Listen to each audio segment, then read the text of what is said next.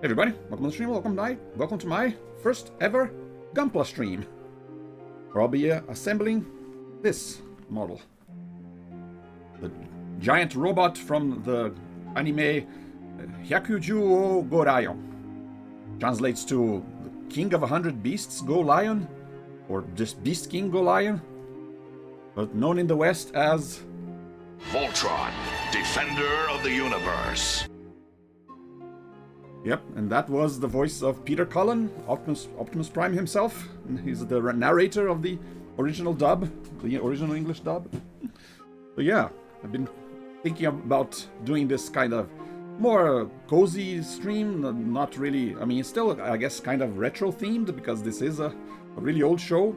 But yeah, I've been trying to diversify, I guess, my kinds of streams with this kind of more relaxing model building stream. I mean, I'm not really I'm not like a complete stranger to model kits building. This is not my like my first model ever. Hey Berkeley, hey Norman. I think I remember my first ever model kit that I assembled, to absolutely no one's surprise. Little Mega Man. No, who's surprised by that? Although this one, it had a few advanced instructions about, like suggestions on, oh, you should paint this part with a metallic blue, or you should. There were some like water decals that you could stick onto the some parts of the figure, and yeah, those parts are a little too advanced for me. And painting figures and doing water decals, they're not for me. I can do stickers just fine. I would prefer not to have to paint any figures, any models. But as far as just cutting them up, assembling them, that's just fine. And I actually... I've even already done my first ever Gundam. Look at that. Wow. Look at that. Kind of bright. I can show you again later in the other camera. But yeah, this one does have stickers, very articulated. But yeah, I've technically already built my first Gundam. But yeah, I do have a couple models here that I figured, oh, we can just, I don't know, you can watch me building these, build some yourself, or just relax, chat, a little cozy. You don't have to stress out over whether I will be able to beat a hard game or not. I mean, it's not really that much challenging, although it is. In fact, I kind of feel like it might even be a little bit therapeutic. I kind of feel like the building model kits can be kind of relaxing, in its own way, especially if you, I don't know, if you suffer from anxiety or something, because you're kind of doing things where you are working with your hands, but you're also not really having to think a lot. You're just following very basic instructions. So it's kind of a way to occupy your mind with and being productive in some way without having to think about or worry about something. So yeah, in a way, Gunpla model kits building can be a form of therapy. That also applies, I guess, to Lego building and other kind of creative endeavors. Yeah. Let's see. I do have my setup prepared here. Let's see. Okay. This is my hand cam stream setup. We can kind of chat about, I guess, my own experiences with Voltron as a kid back in the day while we start.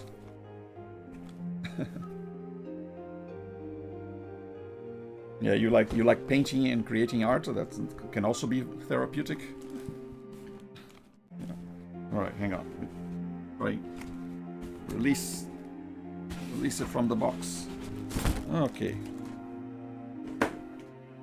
So yeah, as you might imagine, I have watched when I was a kid, the original Voltron cartoon back in the day. But it was I think just I didn't watch like on TV or anything. I do remember renting a VHS of the pilot episode where they gather all the lions and Voltron gets assembled for the first time. I don't think I saw much more of that, of the original show, but that was enough for me to like kind of like the robot design. I always thought it looked kind of cool. Get this out of the way. I always thought it looked kind of cool, and I always wanted to have I guess a Voltron figure or a Voltron toy at some point, but I never got one until now. And this, but in a kind of way, if you want a robot, a figure, or articulated figure of anything, I guess the cheapest alternative is get a plastic kit, a model kit. You have to, you do have to assemble it yourself. There is some work involved, but it's also a lot cheaper than getting the I guess already assembled toys. Okay, we're getting all the plastic bits. A lot of bits. Gonna check out which way to start. I did also watch, I mean, there are other Voltron series. There was a 3D one called Voltron the Third Dimension. Like a 3D as in computer generated one, CGI one, kind of like Reboot or Beast Wars, but not by the same company. But I never watched that one. I think there was one called Voltron Force, but also never watched one. I did watch the Netflix one, Legendary Defender. Although I didn't watch it all the way to the end. I did enjoy it. I kind of liked it. But I did only watch, I think, up until seasons 3 or 4. Then I feel like it kind of, I don't know, overstayed its welcome. I don't know. I got tired of it, following all the episodes. Feel like they should have been able to wrap up their storylines in just 4 seasons. I think not the first time actually that I've kind of dropped a show after the 4th season or so, because I kind of got tired of watching it. But from what I hear, apparently I stopped watching it right on time because apparently it kind of got kind of bad, and there were some grievances between the fans and the show creators. Some people wanted the show to go in one direction, the creators went in another. There was some drama with some ships, I guess. They wanted some characters to pair up, but the creators made it so it was impossible for them to pair up or something. There was a whole drama, but apparently I avoided that by coincidence, by just dropping the show right on time.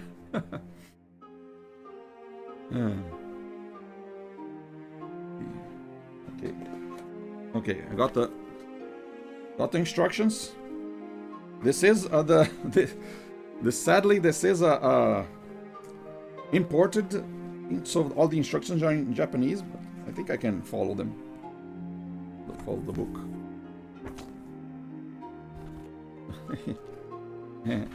Little tough. That's just hard mode. Model kits building in hard mode, where the instructions are in Japanese. Yeah, I can look at my Gundam on this camera. A little better. Yeah, I'm actually using my normal camera, the regular HD camera that I use for my streams. It's on top of a monitor here, pointing down. And this camera that you're watching my face is actually my really old webcam, the one that I started streaming, the one that I used when I started streaming all those years ago. Found a way to have both webcams working at the same time. So obviously I'm gonna use the high quality one for the bigger screen.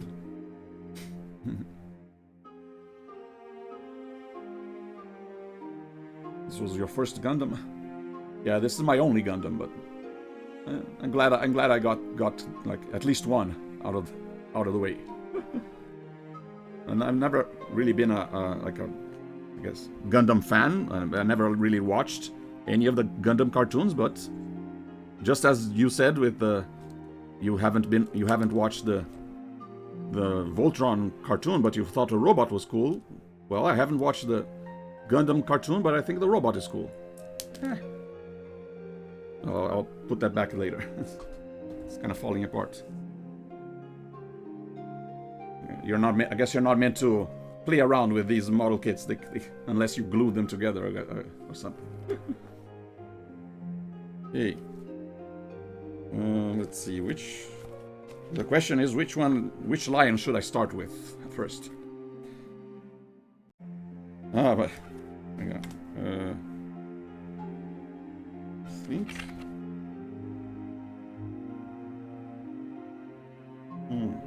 I think the black one is the first one. From what I can tell here. Yeah. Yeah, this is the beginning.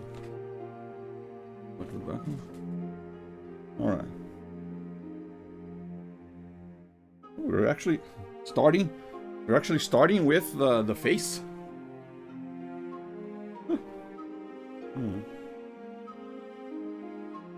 I'm not sure. Oh, these are like the transformation instructions. So yeah, there are Voltron toys that they don't transform. It is just the robot, the big robot that you can play around with. But I do prefer the ones where you can either have them in lion mode or you can transform and assemble it and have the robot mode. That's a lot more fun. So yeah, this is for later, for when the model is complete. And I believe I think these are sticker guides. It's in color.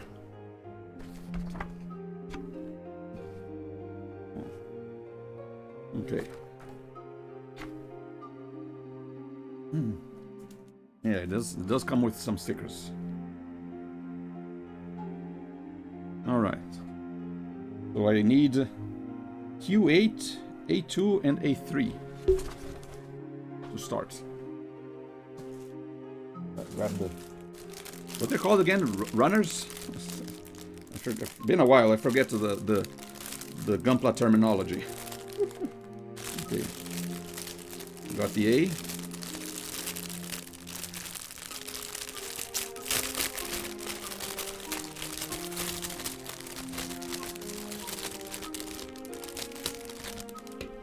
They're called again the little bits that you leave sometimes as studs, strip, not grips. There was a name for the little bits that are left over when you cut the pieces. Q should be a blue one. Yeah, this one.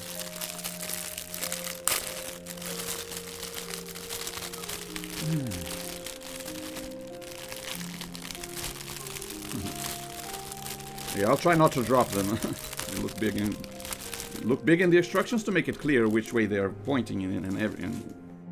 But yeah. Now, as for my tools, that's going to be a bit of a controversy, I guess. My tools for gunpla building is just this. This is my only tool. I don't have the pliers. I don't have this little sand thing. Just this. Although the blade is kind of already worn out, so I do have extra blades here. I'll be popping a new one just for this.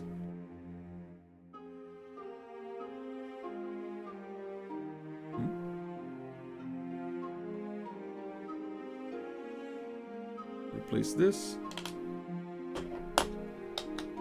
Get a new one. Brand new one. Yeah. Moving on.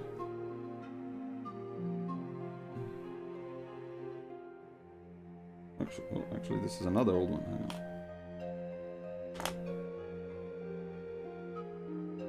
yet.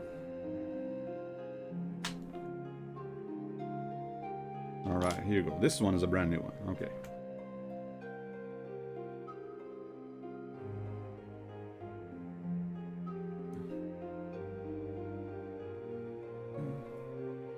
Okay. Put it on. Alright. Make sure it's nice and tight. Okay. So yeah, I've always used an X-Acto knife to not only cut the pieces from the runners, but also to shave off all the little bits, the extra bits. Can sometimes be a little risky. Sometimes you're cutting something and then it hits your hand. You get something done literally after some blood, sweat, and tears. I'm going to try not to cut myself, hopefully. If I do, it's completely by accident. Okay. So yeah, have you assembled like a plastic kit like this besides the Gundam that you said? How many have you assembled?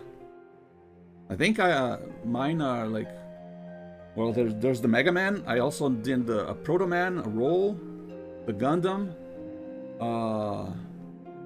There was an anime girl with a robot scorpion called Circuit. There was another anime girl with a mummy-themed robot. So let's see, 1, 2, 3, 4, 5, 6. I think this is my seventh plastic kit. So yeah, I do have some experience, I guess. And although I also have experience making papercraft models. I've done a lot of well, will print out the paper, the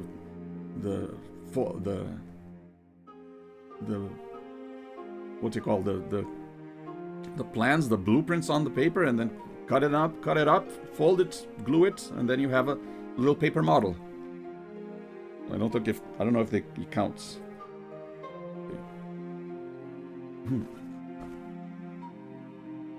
Oh yeah, there was the Evangelion. So this is my 8th, yeah, Evangelion Unit 1.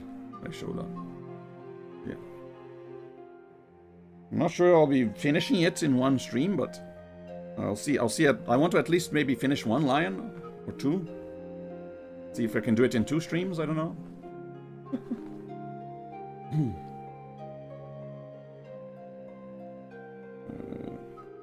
So it's Q8.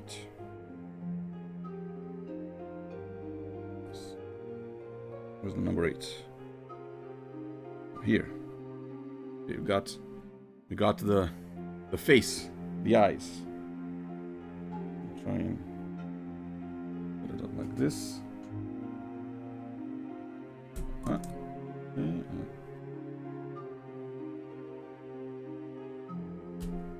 Okay. First piece successful. Let's see if I can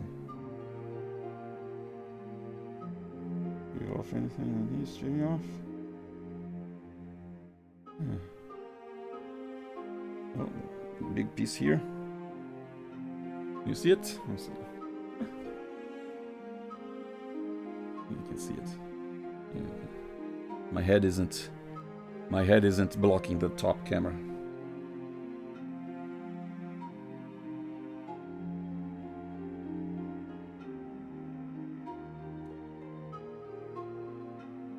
If I want to, because my eyes, I have I'm nearsightedness. I see better up close. So I would, if I want to see something very tiny, I look over my glasses like this. That makes them very, very much in focus.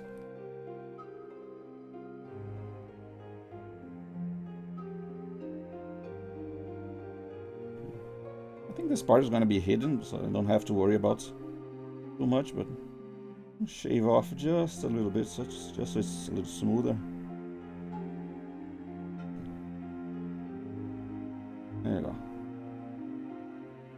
Okay.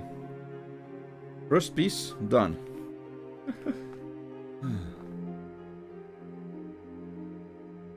You have master grade Gundams?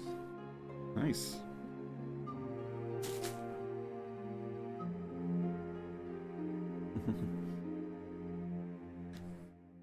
Yeah, I guess I did. I guess I wouldn't be against like getting a Gundam just because I like its design. I mean, I got this one because I feel like this one was like the standard Gundam design, so I feel like, oh, this should be this one's nice for my first Gundam, my starting point. But if I were to ever like see another one that's like a completely different design that I never seen in any cartoon, but I thought it looked cool, I wouldn't be against trying it. Yeah.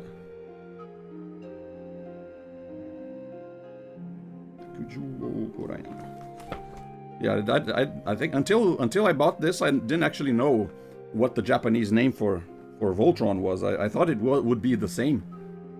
I didn't know it was completely renamed when it came over. Apparently, there's a funny story about how they when the company was trying to bring new anime to the West, they had like 3 shows about big transforming combiner robots, and one of them was with vehicles, another one was with like space things, and then another one was with other vehicles, but one had a big lion in the chest. But so I guess they forgot the name, or they weren't very clear. So they just asked, hey, give me the anime of the giant robot with the lion. So we'll send you the anime with the giant robot about the lions. And they sent the Voltron anime instead. They were supposed to send future robot Daltanius, but instead they sent Hyakuju o Gorayan. So it was kind of by accident that we got the Voltron anime. Here they kind of had issues with translation, and some of the scenes were a little too, I guess, gory, too mature for younger audiences. So they kind of pieced together some scenes to form their own series, heavily edited series. And I don't know. I don't remember if it was with Voltron or another anime, but there was one case where they couldn't translate. They couldn't get the translations for the series, so they just made up the story based on what the visuals were showing. They're like, it looks like he's trying to do this, so yeah, let's say this. So they kind of came up with their own dialogue, completely different. And obviously, they made up the name Voltron, so it wouldn't be called Beast King or Go Lion.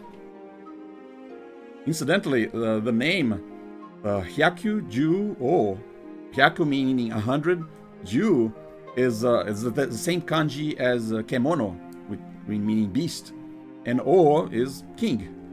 So Hyaku Ju O, the king of 100 beasts, and then Go Lion. There's another show, another Japanese TV show that also starts with Hyakuju, as in the 100 beasts, and it's called Hyakuju Sentai Gauranger. Hyakuju Sentai Gauranger is the original name for Power Rangers. Yeah, kind of weird connection. Voltron and Power Rangers, their Japanese names start with the same word, the same couple of words. One is Hyakuju o Goraya, the other is Hyakuju Sentai Gauranger. A2, A3.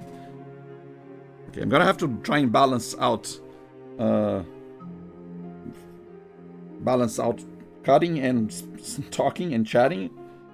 If I chat too much, I'm not going to make any progress. But if I'm too silent, it might be boring. I kind of do this like sawing motion.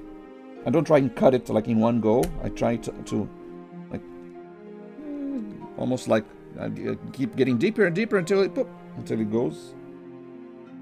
I think that kind of minimizes the chances of having the little studs, because I think if you trim it with pliers, you're kind of squeezing the plastic, so you're not really like cutting through it. You're kind of bending it and then squeezing it, and I think that runs the risk of the cut not being like very smooth.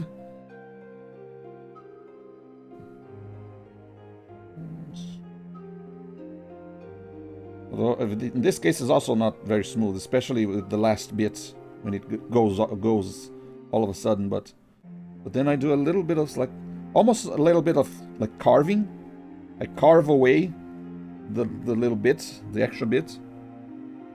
So I carve away the extra bit, and so it gets a little smoother. Okay, A3 is next. A3. So yeah, this is my preferred method of Gundam building. It is, like I said, it is a little risky, a little dangerous, but it's worked out for me. And like I said, I've done 8 of these so far, or 7. I think this is my 8th.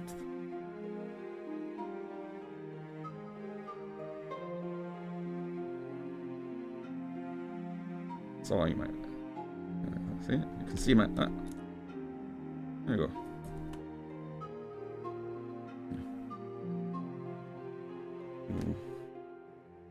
Nice check if everything is a little smooth. Okay, I'll do a little, almost like I'm carving the plastic to smooth it out. The same tool I use to cut is also the tool I use to smooth. So I don't need pliers, and I don't need the file, the sanding. I just do a little carving like this. You can see the little bits of plastic, and I just brush them off. When I'm done, this will be covered with tiny flakes of plastic, and I'll carry it to the garbage. Throw it out. Okay. We're ready for step 1, assembling the head. Usually it's like the way around, like remember the cartoon says they assemble the limbs, and then the guy said, and I'll form the head.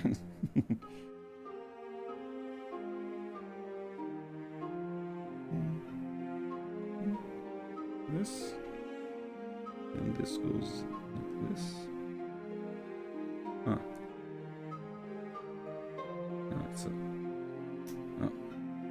Nice snap. There you go. Got a little face.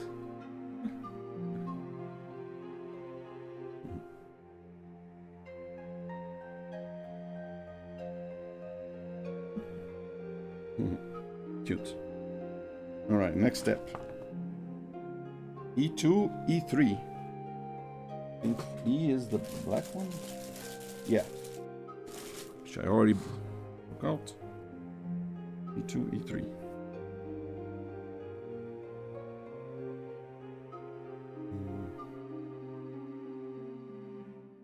There's these two.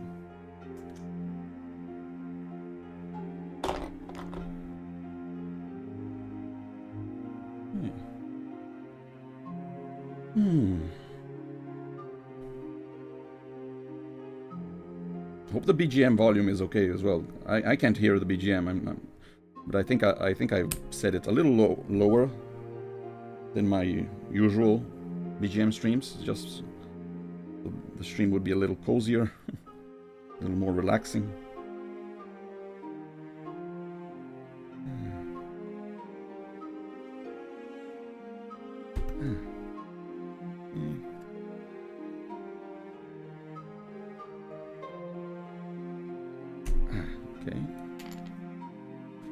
And then once it's read, let me check. Everything smooth enough? Okay, smooth enough. Okay.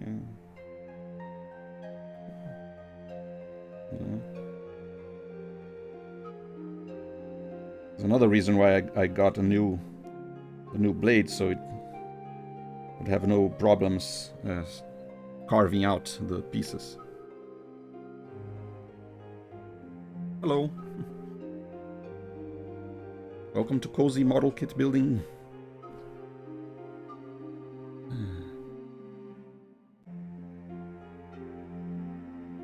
Yeah, one funny thing that about, I guess, any combiner robot where like whether it's Voltron or Power Rangers, where you have people piloting the individual limbs, like you kind of have to imagine, well, what would be like to be in the tip of the foot as the giant robot is walking. Do you feel the motion every step the robot takes? Do you go like, whoa, whoa? Imagine Voltron throws a punch, but the punch is the head of the lion, and the lion is isn't one of the pilots on the lion's head? Like, so if Voltron punches a monster or something, won't the pilot of the lion on the limb feel that punch? I mean, with I guess combiner transformers, you can kind of feel like, okay, they're not the individual limbs are not feeling like limbs, because you can imagine, okay, maybe their minds are like connected by the joints, so that they are all fusing together, so they all have the perspective of the head of the robot. So something like, I don't know, the Transformer Devastator, for example. The leg would have the same POV from the head as the torso piece would have. So that's kind of okay. Even though the leg is down there, they all feel like the giant robot. But with a robot being piloted by humans, you don't get that. Even though I remember there were some like tokusatsu, some Sentai shows where after the robots combined, they somehow all get transported into one control center, either on the head or on the chest of the giant robot. Okay, so in that case, they're all in the same area. They're not in individual in the individual limbs. But in the case of Voltron, I don't think that happens. I think they are still in the individual limbs.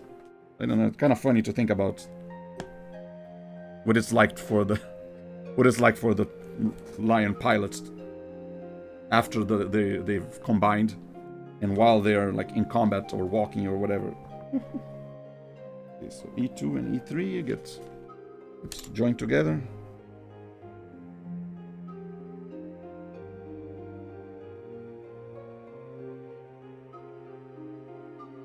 Nice click. No click. No clicking. Okay. And then E12.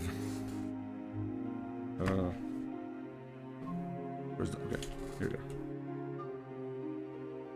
Although there is a piece of, I guess, fictional technology that I haven't like heard about in any like Sentai shows or in Voltron itself, but I have heard about this piece of fictional technology in things like Star Trek, which is something called an inertial dampener.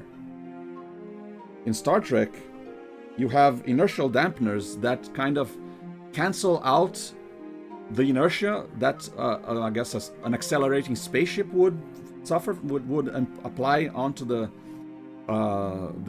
occupants of the ship,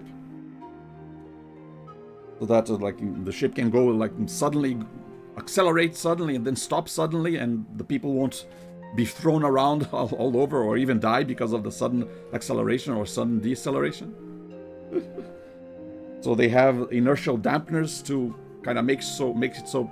I guess it's the same kind of fictional technology as artificial gravity. Like there's no such thing as a device that generates gravity. unless it's like very, very massive. The only thing that generates gravity is mass in the universe.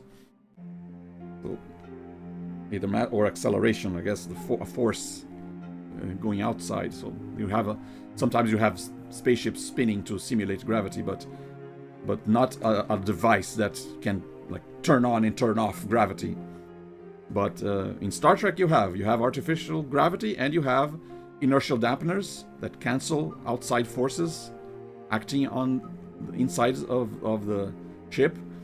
But sometimes when like a ship is in the middle of combat, you'll hear someone say, inertial dampeners are offline.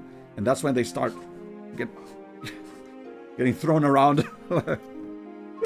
Every time there's I guess a torpedo hit or a laser hit, and they first got to say, no, the inertial dampeners are offline. That's why everyone's feeling the impacts of the of the blasts. So I feel like in the case of Voltron, if the individual lions had inertial dampeners in their cockpits, then it wouldn't be a problem for the pilots to be in the foot while the robot is walking, or on the hands while the robot is punching, or even in the chest or the head if the robot gets punched. Like what if you're in the head and a robot punches the robot in the head? The pilots would feel it. Where's 12? 12 over here.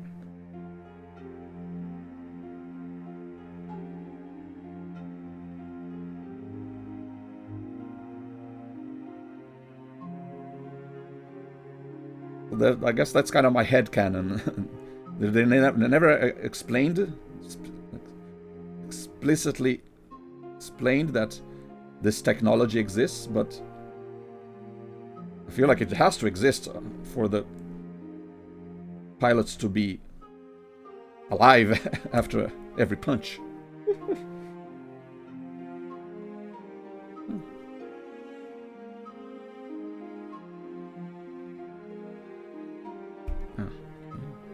Gotta make sure my hand is not below the blade when it does that, because it can go down very suddenly. So that's how you can get yourself a nasty cut. Ah, okay.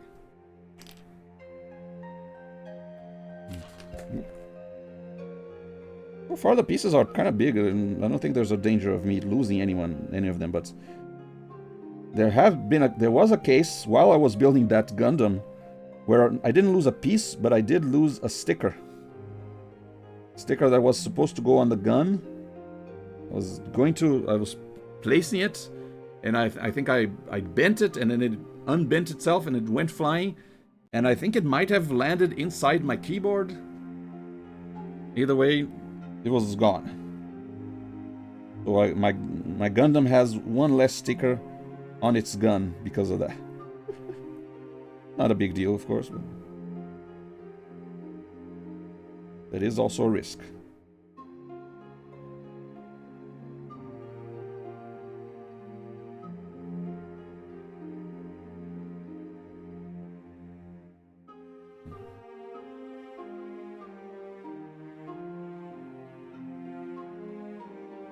There you go. Alright, so this... Check the instructions here.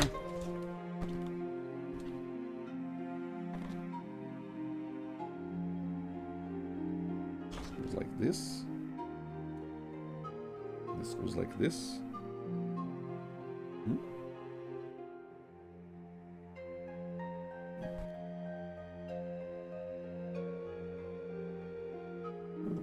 A little confusing.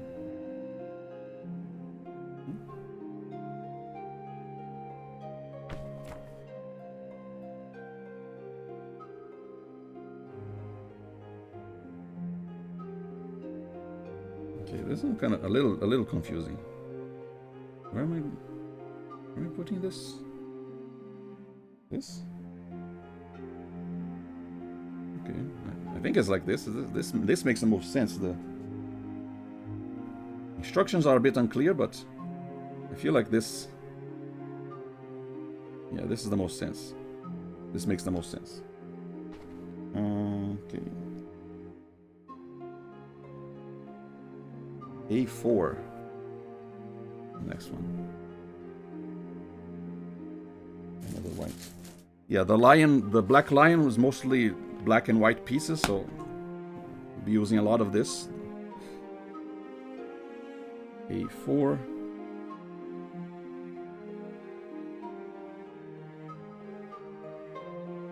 Okay.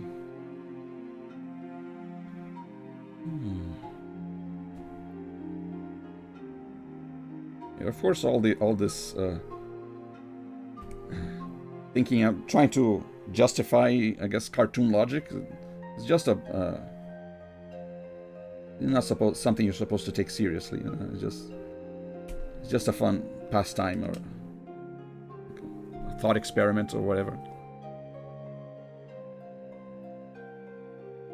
But it can be fun to find logic behind something that's didn't have a logic to begin with.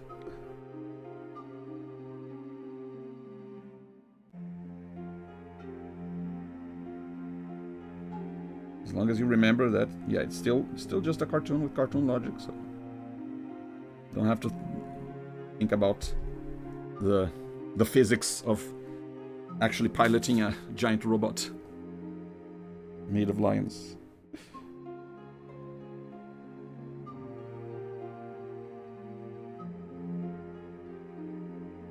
Just for funsies.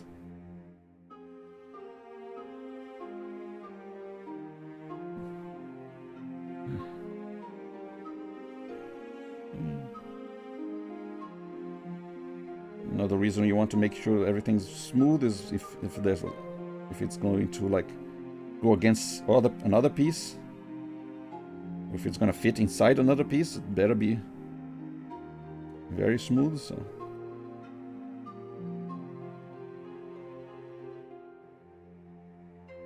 okay. Also, it doesn't have to be 100% perfect. I mean, this. Any model kit, if it's not painted, it's going to have little blemishes or little extra bits.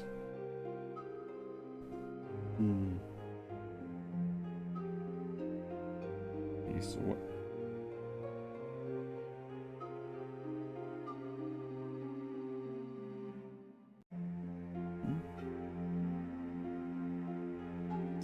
I see. This is the top of the mouth. And then the head goes inside like this.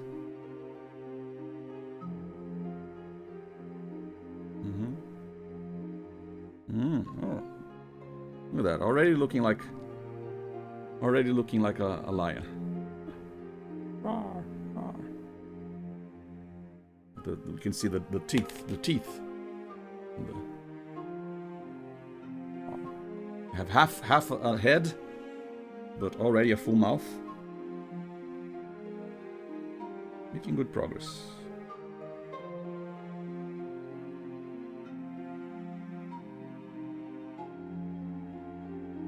You do need an E11, the other half.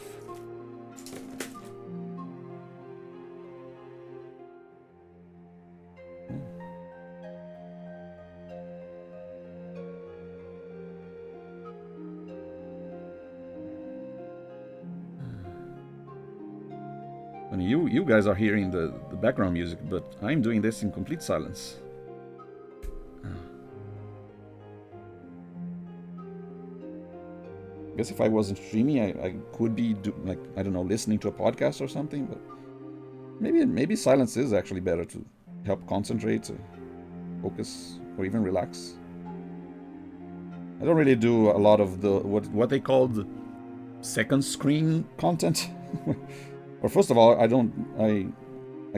only have one monitor for my PC, so I don't really have a second screen unless you count a phone or a tablet.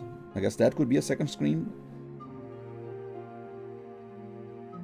Sometimes I'll I guess do that while playing a game where I don't have to pay too much attention to the game or focus too much if it's not a hard game. Or a game with a lot of dialogue, like an old school RPG or something. If I'm doing a lot of grinding, okay, then I'll throw in a podcast to listen to while I'm grinding on a JRPG. But other than that, I don't know. I like if I'm watching something, I prefer just focus on what I'm watching and not do something else while that thing is playing. Even though I guess I feel like some people do that to my streams. I am second screen content sometimes. Even though I don't do that to a lot of streams. I understand if someone else does that to me. I don't have a problem with it.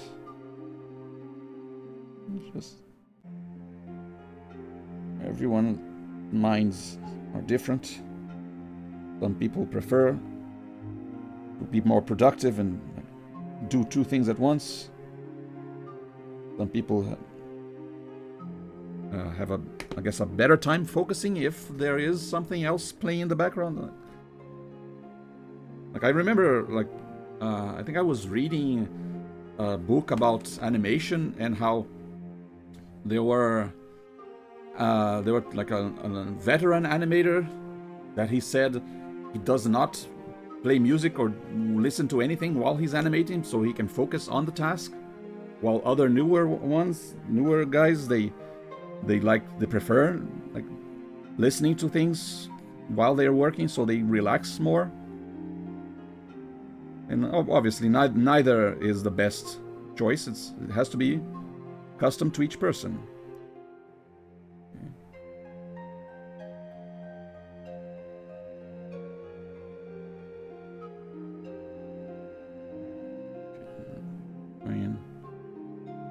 Build.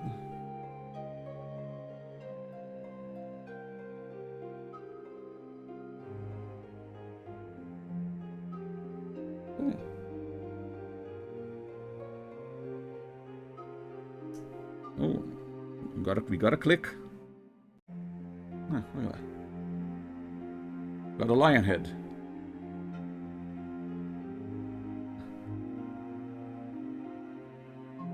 If I open the mouth, there's the Voltron face. Nice. Oh, thanks for following.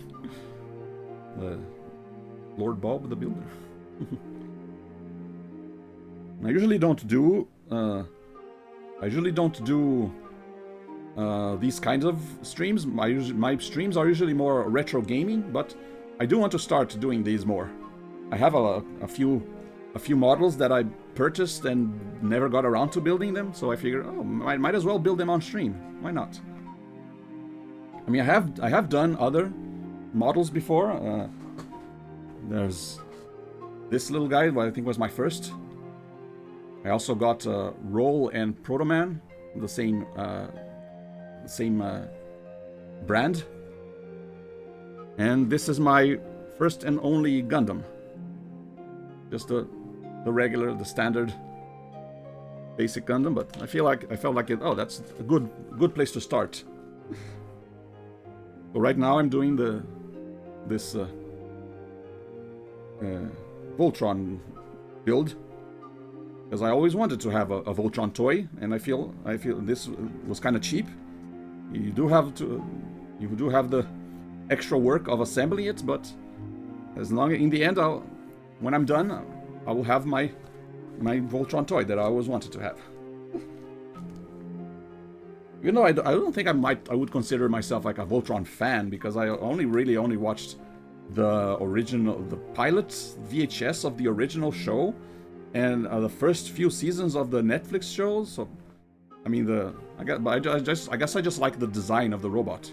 I think it just looks cool, but yeah, I haven't really been following a lot of all the Voltron series. I hear there's rumors of the Voltron live action that they're working on. I feel like it was like there was a long time with no news about it, but then they announced like casting, and I guess some of the cast members said that they started filming. So I guess it might be more likely than not that we will eventually get a live action Voltron film. at some point. Oh, you watched all of them. Nice.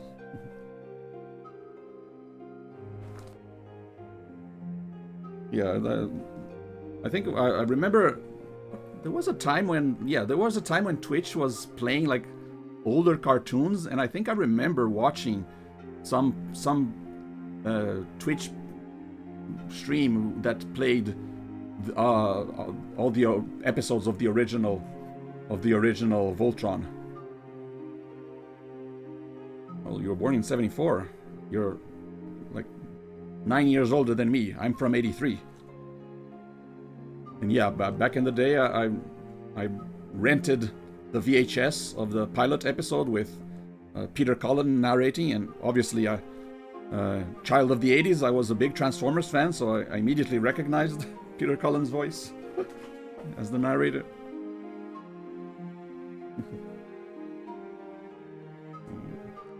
J9, J10. Okay. Start a new group.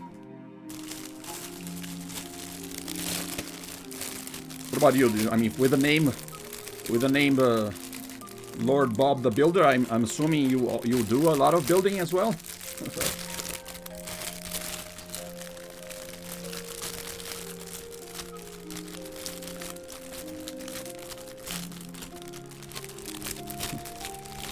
And yeah, you might have noticed that my oh, this is the wrong piece. I need a J. Where's J? J. No, this is S. J. Here we go. You notice that I don't really use the standard gunpla tools. I don't have the pliers, and I don't have the little file to sand off the bits. All I have is the X-Acto knife. I use it to cut, and I use it to scrape. That's it.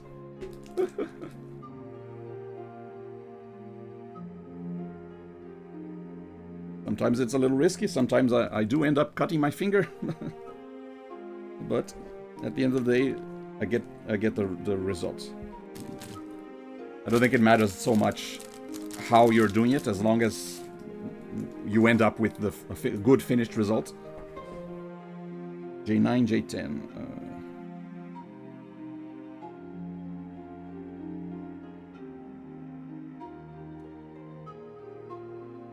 Where's 9, 10? 10, 9, 10. Okay. I do like this. But yeah, if you're born in '74, I imagine you played a lot of older games, like old PC games from the '90s, and Nintendo games, Mega Drive, Genesis, even older 2000 games. So in my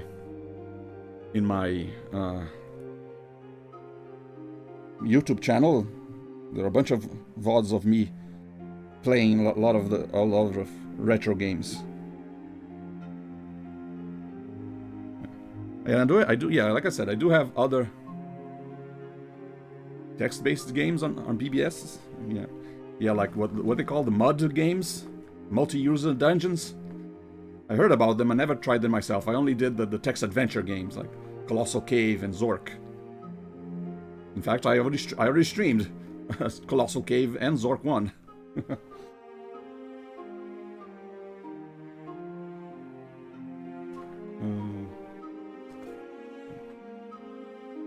Voltron? Is that gunpla? Yeah, I just using gunpla as like a catch-all term to any plastic model, even if it's not necessarily a Gundam.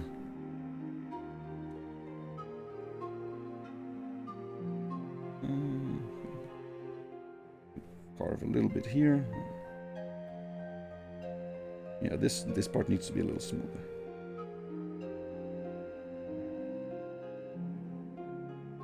You can see there's a little bit of the little bit of the yellow plastic getting carved.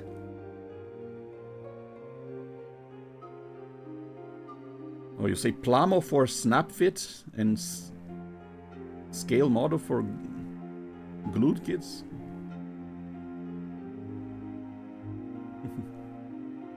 Yeah, Plamo is in plastic model, but I assumed Gunpla was just Gundam plastic model.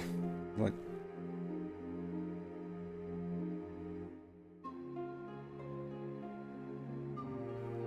I guess I could rename the stream Plamo Voltron instead of Gunpla Voltron.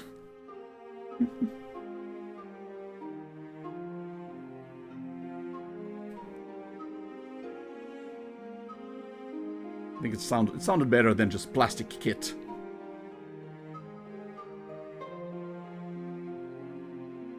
Okay, wait, hang on. Let me make sure that there's the right size, because I feel like if I cut the next one, I'm gonna mix them up. So J10 is on this side. Okay.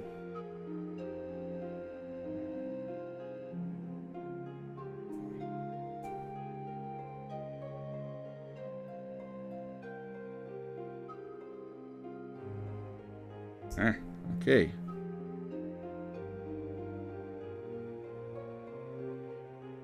Okay, we got a snap, and we got the articulation. Right way. Okay. Next one.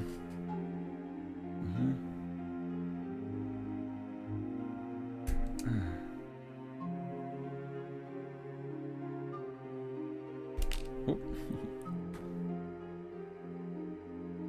Like I said, it might not be the same. It might not be as quick or as safe as using pliers, but it gets the job done.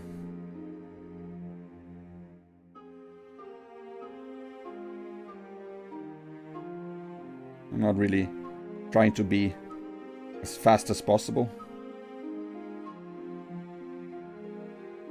Just trying to do what I can with what I have.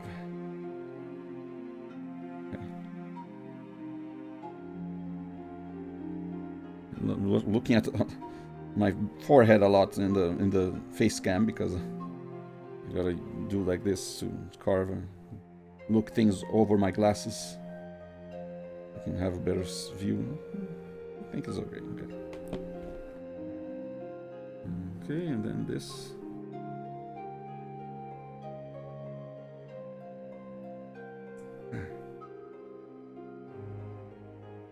All right. Got a lion head with the... There's no right way to build. Yeah, like I said, what matters is the end result.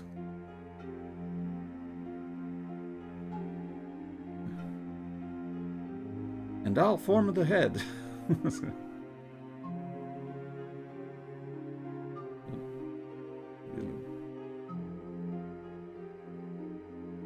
We got the head.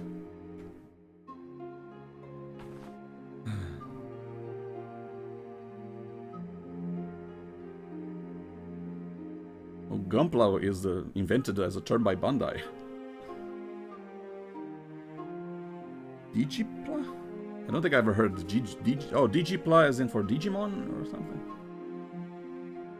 Yugipla for Yu-Gi-Oh items? What about Haro? Haro is... What would Haro be for?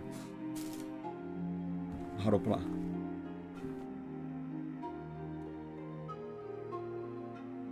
Yeah, I guess Plamo would be the general term instead of having to be a term for each specific franchise. The ball mascot of Gundam. The ball mascot of Gundam. I don't think I'm familiar with that. I mean, I haven't really watched any Gundam shows. I just know some of the Gundam robot designs. Like if I see a certain robot, I can tell, oh, that's from a Gundam. That's a Gundam. But I'm not really familiar with any of the actual anime. Okay, H10.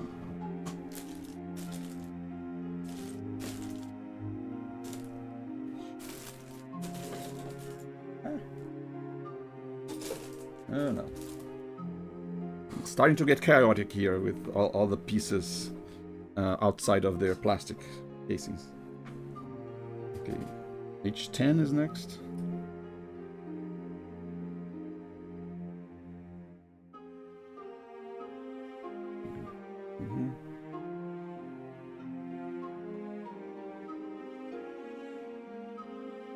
Yeah, it's kind of nice of them to like offer this kind of alternative, I guess, if you kind of want a cheap version, a cheap alternative for a certain toy. You can pay more to have it pre-built, or pay less, but have to build it yourself. But it's nice to have both options. Although, like I said, I prefer when they offer kits that either come with stickers or come with pieces, the details already painted on, already printed on. I'm not really a fan of painting figures. I know that's like a big part of like Warhammer 40K fandom, but that's not really for me. I prefer just doing the cutting and the snapping. The red parts.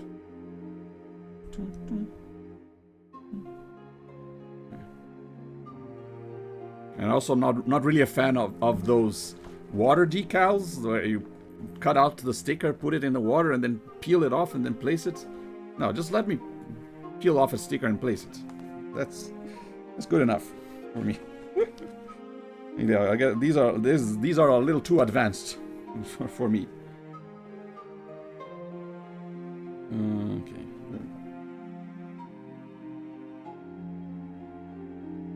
Okay, yeah, even though the instructions are in Japanese, but there are a little bit of English. So I can this is an imported model, but I can follow along. That's assembling the chest area. Inside out, side of front here. And if they didn't have the English, I could always use the phone with Google Translate, pointed at the thing. That's also always an option. I think I've done that a couple times when they didn't have little English bits. D2, D10. F2, F2. Wait, there are two F2s?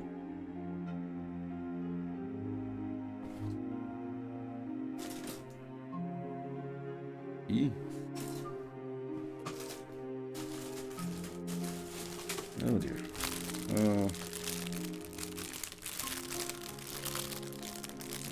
G here.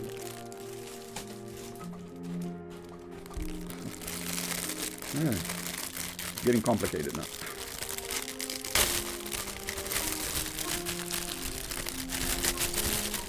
Pretty soon all of the pieces will be out of their plastics.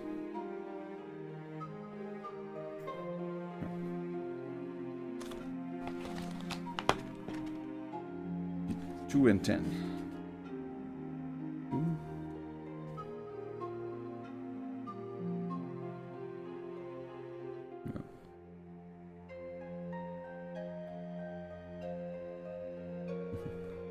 Pay attention to what is an actual bit and what is not part of the holder.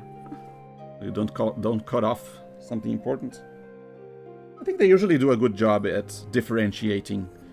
So you even by looking at it, you can tell that, oh, okay, that's part of the holder, that's part of an important bit. But sometimes they also put in the instructions, make sure not to cut this. Just head out of the way.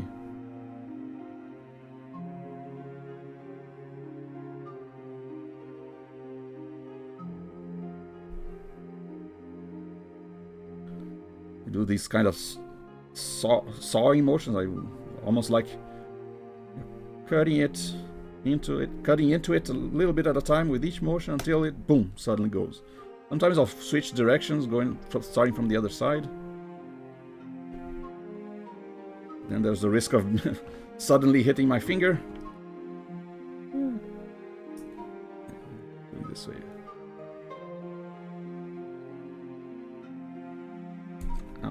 Okay. Yeah, I did hit my finger, but I don't think I cut it. Okay.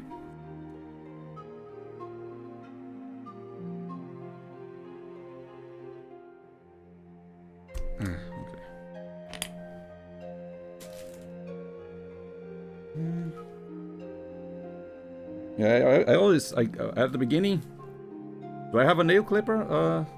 I have this. This is my nail clipper.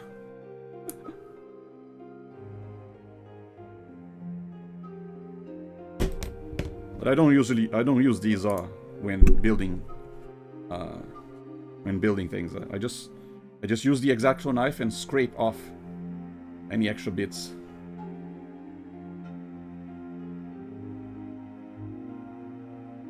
The plastic is surprisingly soft, even with the, or I guess the X-Acto knife is surprisingly sharp too, because I can kind of carve out the extra bits.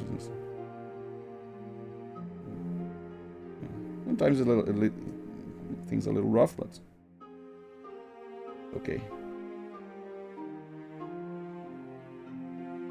I mean, if I was sanding it off with a file, there was also a risk of damaging the surrounding areas. So either way, kind of hard to leave it completely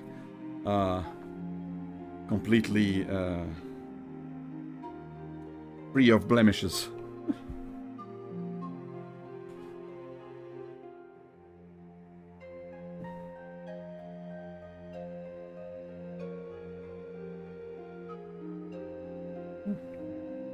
Yeah, little bit of blood here, but nothing big, nothing major. So that's okay. Like I said, I think I've assembled like 7 model kits before, so not really any surprise if I do get hurt. It's kind of expected, although I'm trying not to, but if it happens, it happens. D10.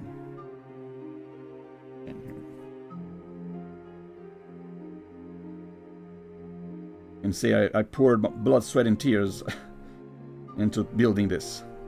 Not a lot of tears. I don't cry when doing it, but blood and sweat, yes. Tears, no.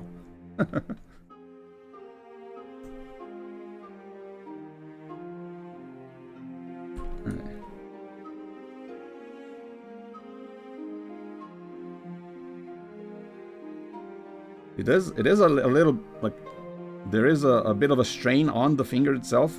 So even if I don't cut it, if I do this for too long, sometimes the tips of my finger do hurt a little bit because of all the strain that all this effort I'm putting on them, holding such tiny pieces and holding the X-Acto knife.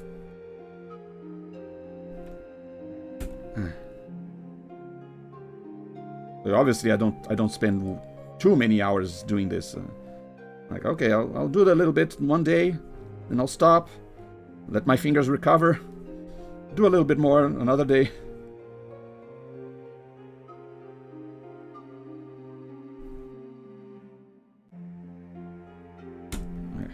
Oof. Eventually, it gets done.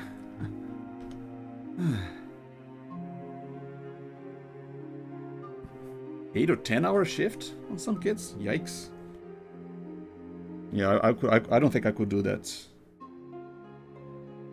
I don't remember how long. I mean, maybe I've timed like how long a kit took on the whole, but not individual sessions. Let's see. I think maybe 4 hours is my max. Yeah. I think I remember doing a kit while I was watching a stream of someone else doing their own kits, and that stream was like a 4-hour stream.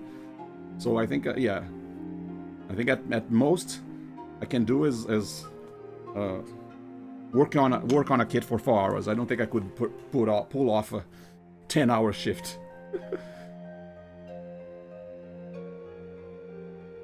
8 days, about 4 hours a day. Yeah. Yeah, I have no idea how long this will take. Actually, I mean, it looks like it. It looks like I'm making quite a bit of progress. I might finish one of the lions at least today. We'll see.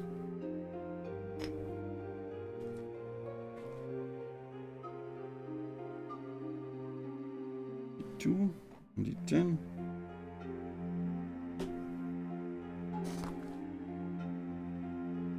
hoping to maybe finish one line and start another so that it won't be a 5-part stream with each part one lion. I guess it would be fitting to have Voltron where, okay, first part one lion, second part another lion, second part another lion.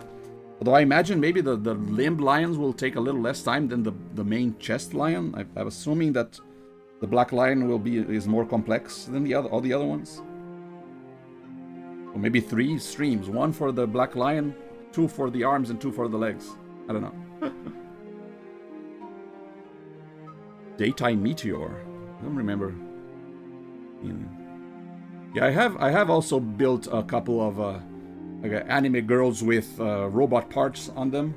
What are they called? Arms girls or something? But yeah, I have a few models that are like part anime girl figure, part robot figure, and you piece them together. They're kind of cool. Yeah, frame arms. Yeah, it is kind of cool to have like a girl with a robot companion. I think the concept of it is kind of nice.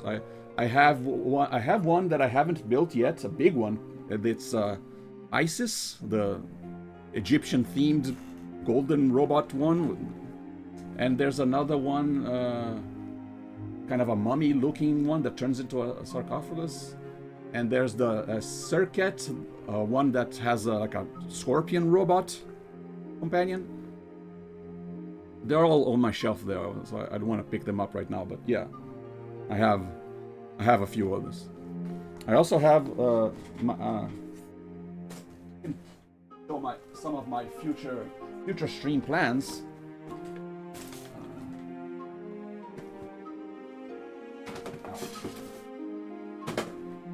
Yeah, this is actually a real background.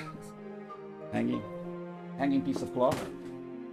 Another future stream that I want to do is DeLorean from Back to the Future.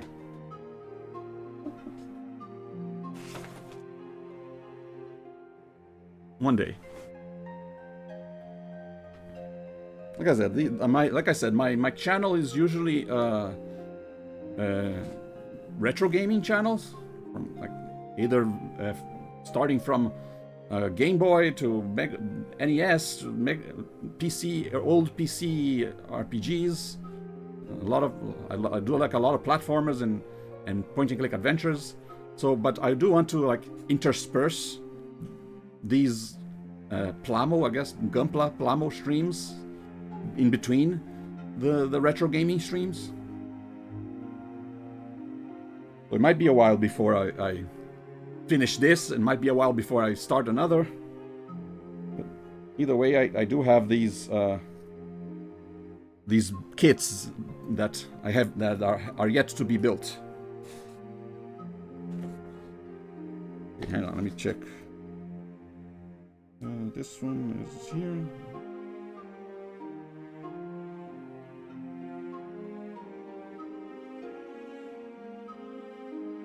Because I find like building these is kind of therapeutic. It's kind of a way to relax. Not if you're like suffering from anxiety, you can kind of turn off your brain, I guess, and not have to think about too much. You're just working with your hands and following very basic instructions.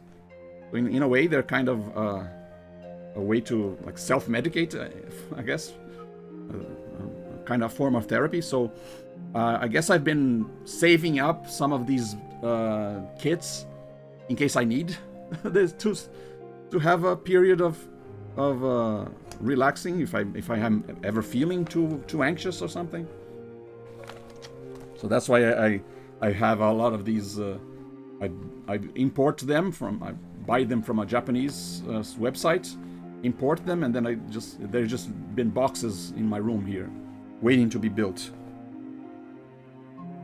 But so that's why, okay, this year I figured maybe I'll switch it up, some of my gaming streams with model kits building streams, so I can have more streams, different streams, and also get around to building all these kits. F2.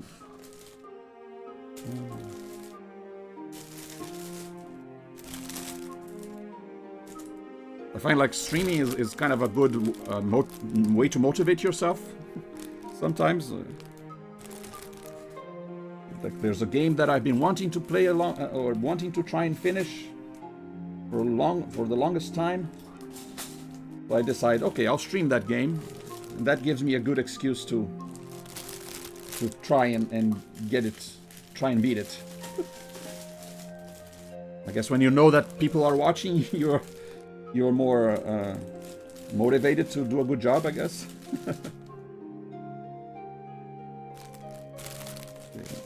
Where's the F?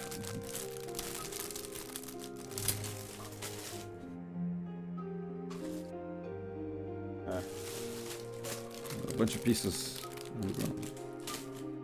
It's a mess.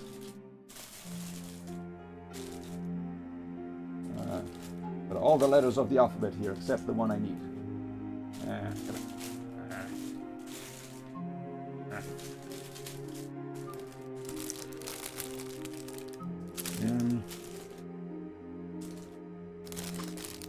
Here we go. Found the one.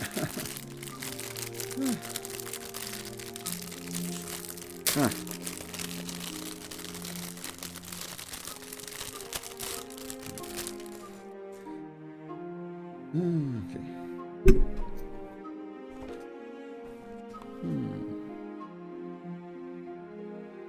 There are two F2s.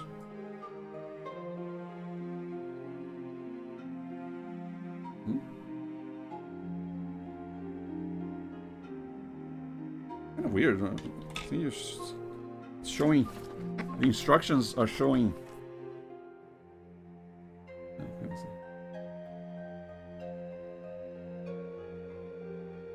F2 here and an F2 here. There are literally two F2 pierces. That means there should be another one of these. Another F. Here you go. Found it.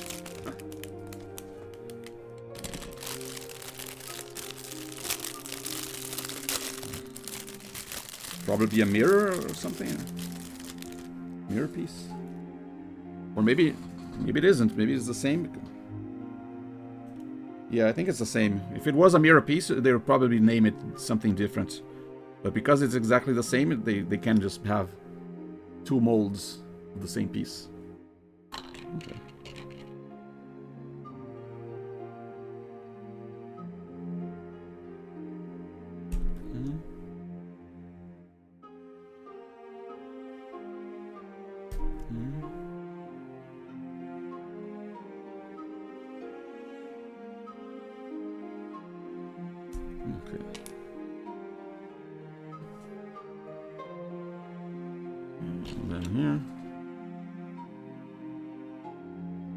Because there's the same, doesn't matter if I mix them up, right?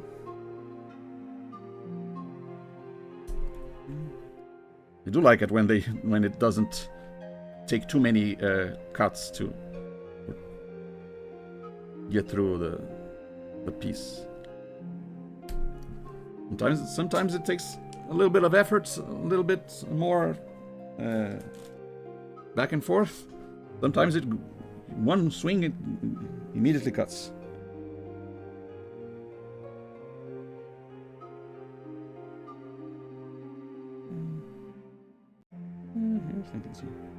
And also a lot of times, because I try cutting right up against the piece, sometimes I don't have to do anything. Like, yeah, this one's already done. I don't have to do anything. It's already been cut the right way. Sometimes you get lucky. Okay, this one they have very specific instructions about the direction of these pieces. So let's see if I follow them correctly.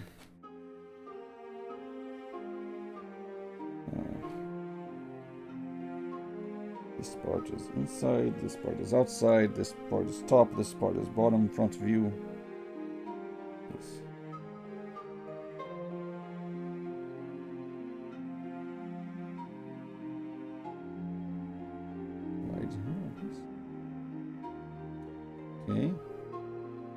Next one. Okay.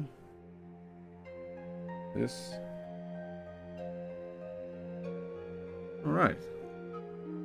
Yeah, I think this is the torso that connects the arms of the Voltron robot. Okay, nice. D16. Now where's the D runner? Oh dear. It's buried in under a bunch of other runners. I think there are yeah, I think sometimes you have like a kit that says, okay, for this model or for this part you need all these runners, so you can separate them. But this one did not say that, so there. D. There you go, found it. I mean, I'm assuming the Black Lion was not going to need any of the red or the green or blue pieces. It has some of the yellow, but yeah, some of them are not required. E6. Yes. This one, the other half of the chest area.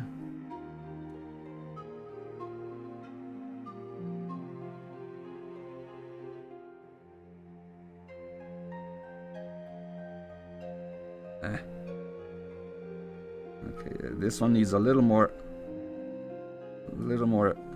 Ow. Yes, because of the thickness of the plastic, or how hard the plastic is. Oh, okay. Yeah, and cut as close to the plastic as possible. Like I don't need to cut it like here. Yeah, I cut it right up against the surface of the actual piece. I minimize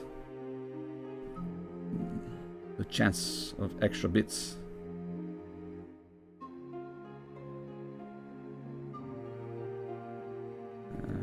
Kind of worried about my fingers.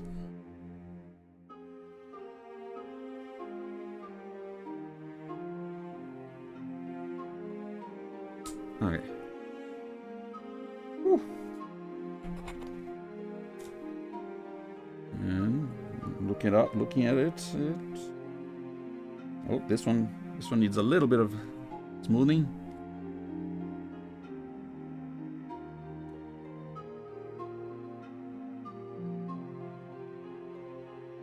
I do wish I had I guess a better camera for the face, because I have the good camera is the one on top, and the bad, my old camera is the one on face. But yeah, instead of buying a new camera, I just use the one I have.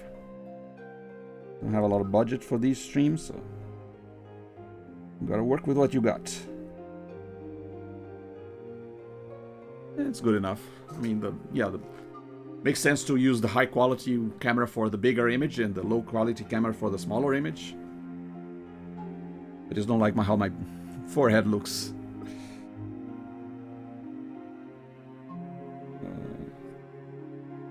I'm doing a lot of this. Yeah, when I do gaming streams, then I use the top camera as the face cam. It looks a little better. Okay, finally, D1.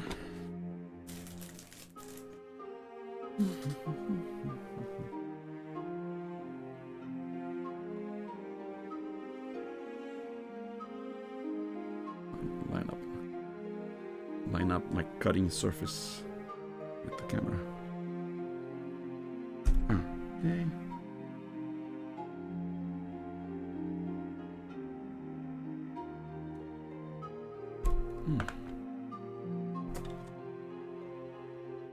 Last one. Okay. Nice. Tiny bit.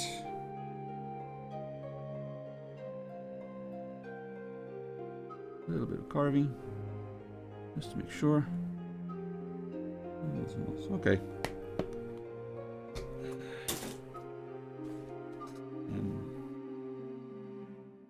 Yes.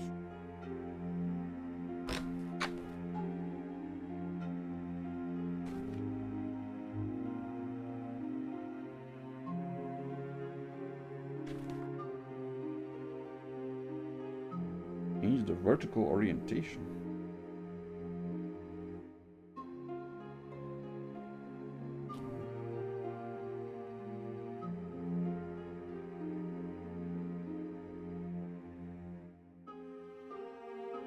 What are you telling me to do? Like this. Okay. This.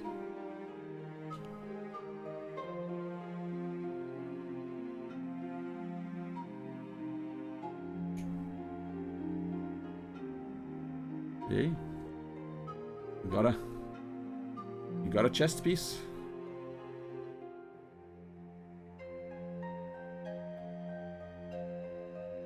Everything looking solid. No gaps. I'm gonna need a J. A. 7.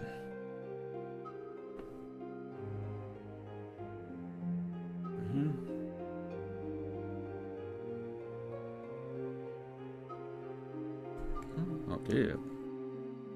Yeah, see, this one was, I guess because it's thinner, it's a lot easier to cut. Just, goes right away. Nice. Sure there are no bits.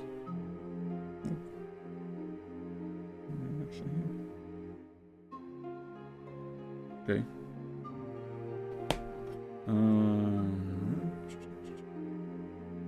Where is it? Here.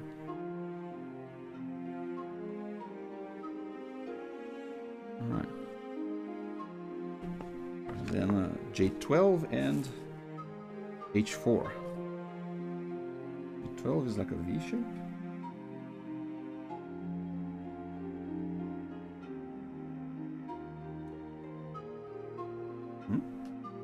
Yeah, no.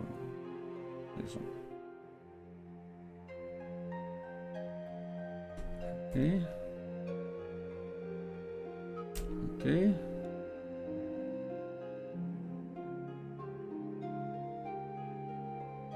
Okay.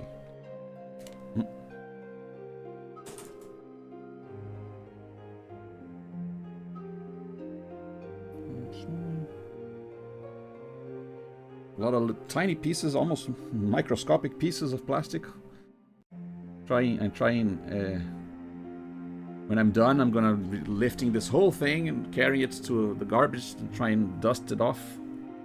But nothing falls on in my room.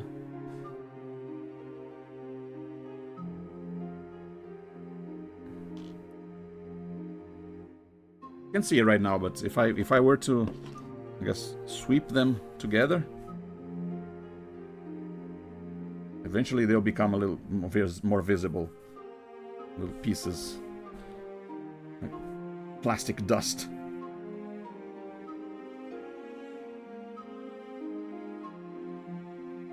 H4. H.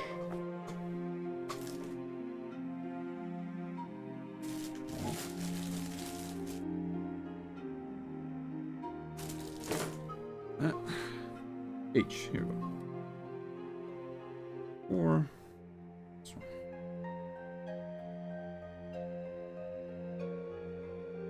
And I like the X-Acto knife has this tip that you can just put inside very small areas like this.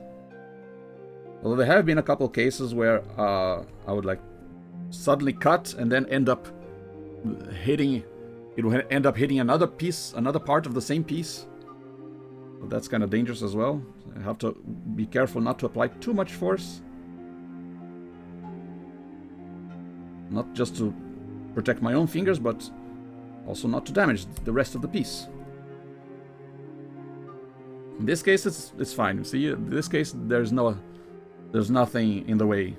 I can just do as much as I want, or I can, if it hits one of the supporting beams, not a problem either. It really depends on which way I'm cutting. Move it out. Move it out. Okay.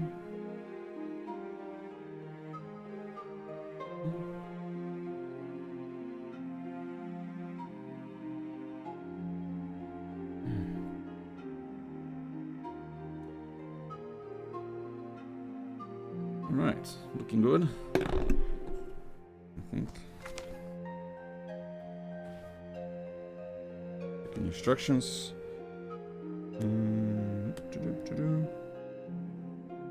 On this side, yeah.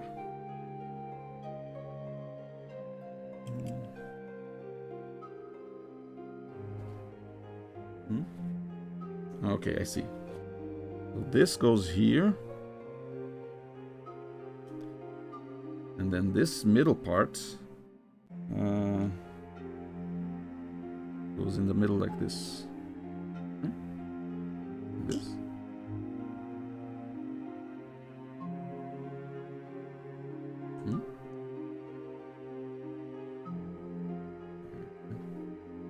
Gotta make sure it fits correctly.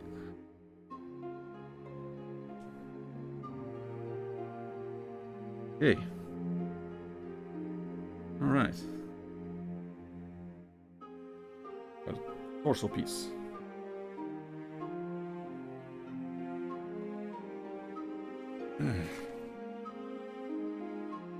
Oh, still need a white piece and a couple of blue pieces. Whoa. AQR.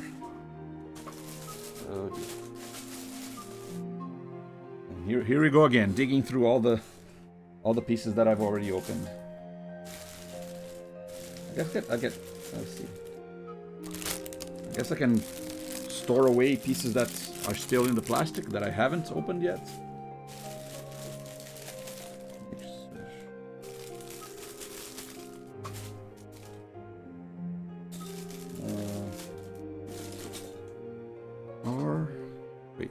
Q, here we go. This is one of them. Even though, yeah, the blue, mostly for the blue lion, but there is one blue piece for the black lion.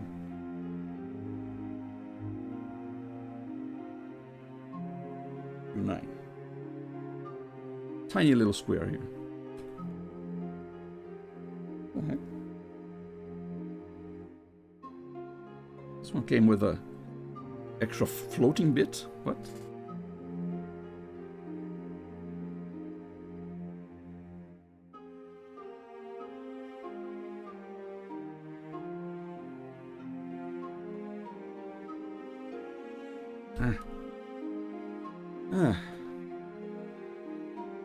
You know where there was a Beast King Line model kit?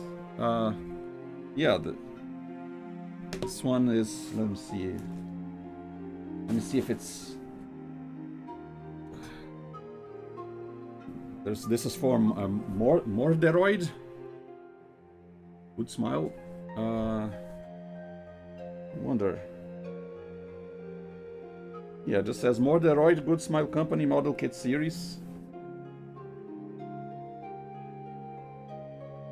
Not sure what other scale, like complexity model it is. Like I don't know what the Gundam equivalent would be, like real grade, master grade or something. Is that what you're asking? Not sure.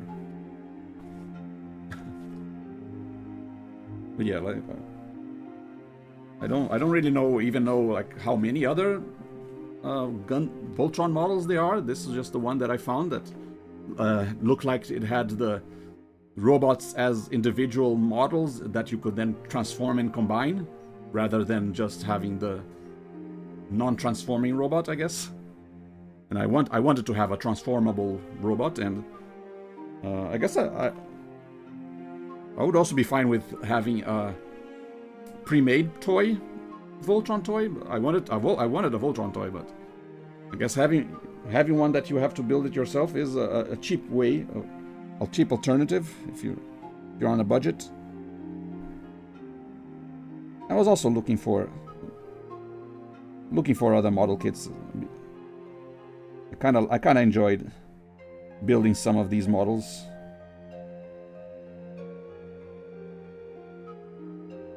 So I don't mind if I get a kit and says, "Oh, you have to assemble it." Not a problem. I would only mind if it came like unpainted. If this was a bunch of runners with gray pieces, then I would not buy it. I would rather just have pieces that you can just snap together and they're already colored the right way. Yeah, see, I'm not sure if this counts. I don't think it counts as I don't know if it counts as high grade or medium grade or real grade. Yeah, I would not think I would be able to judge. I don't even know what the final size is going to be. I mean, this is the head of the. I'm gonna guess maybe as big as my hand.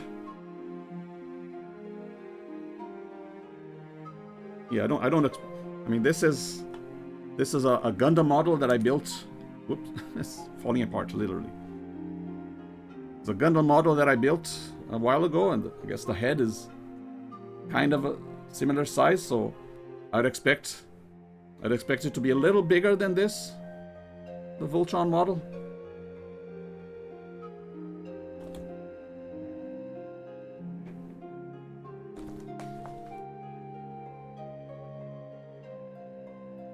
Okay. Q9, where's the piece that I was cutting? Oh no. Oh, here. Almost lost a piece. But yeah, this one came with an extra bit. Like, there's an extra bit to cut off that is not tied to a runner. Kind of weird. I guess to make it more stable. Let me cut it against the cutting board. Okay. There we go. Yeah, the way I do it is just X-Acto knife and nothing else. I don't have the pliers. I don't have the files. Just the X-Acto knife. Yeah. Yeah, I got this one from the Japanese website called Hobby Search. I get all my figures from that. Shipping is a little expensive. I live in Brazil, so sometimes the shipping is almost as expensive as the figure itself. And then there's the custom tax, which is almost as expensive as the figure plus the shipping. Money flying away. But yeah, they do sell quality products. Most of the time I try to pre-order them because I figure sometimes if I wait until a figure is released to buy them, there's this chance that it'll be sold out. So whenever I see a figure that I like, I hit pre-order, even if it's like months ahead. Okay, wait. A7, R7. And yeah, this has been around. This has been like laying on my room for quite a while. Oh, greetings from Nashville, Tennessee. Yeah. But yeah, I don't remember when this particular model was released because it has been sitting in my room for a while now. But finally got around to building it because I decided this year, 2026, I was going to do a few model kit streams interspersed with my regular retro gaming streams. This is I mean, I guess this is a retro property, so it kind of fits with the theme of my channel. It is an old school thing. I was born in like the early 80s, so I am I guess a child of the 80s. I remember a lot of these properties like Transformers and He-Man and Thundercats, Silverhawks, and I guess I also got to the Ninja Turtles craze at the time. So yeah, this is all, and Voltron was kind of released around that same era, so kind of fits. Wait, number 7. Sorry.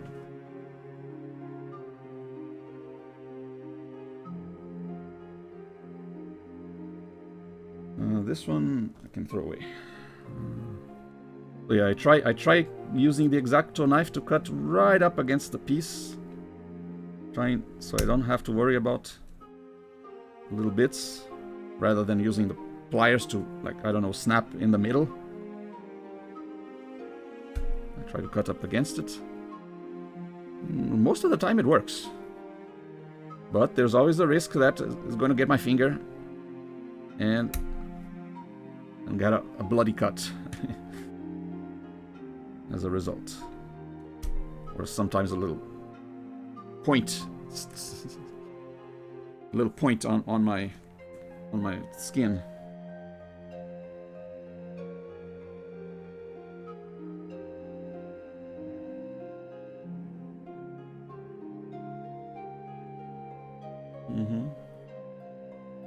Grew up with all those properties as well. Nice. Yeah, I mean, nowadays they've done a lot of revivals of these old school properties. Like He-Man, Ninja Turtles, and even Voltron had multiple different series. So even kids growing up today can still kind of experience, I guess, the same IP.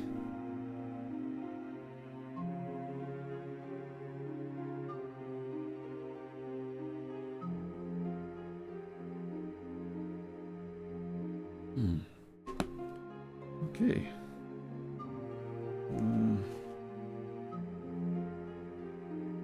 Just missing.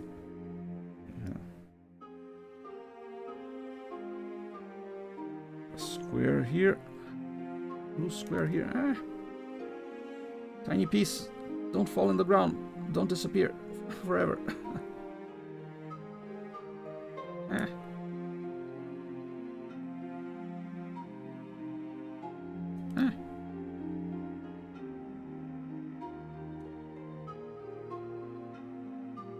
Fingers are too big for this.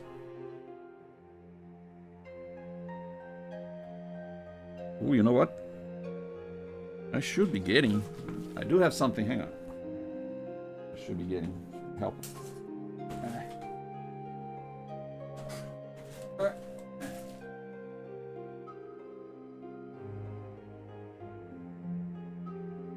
Got one. Oof. And my shirt on. Old school gamer. That's not. Yeah, see, I recently got this guy. Replica of the original 1988 Ninja Turtles. I got all of them actually. I got the full set with 4 Turtles and Splinter and Shredder. Because it just so happens that, as you can see from my channel, my name is Leonardo, so makes sense. I should have a Leonardo toy.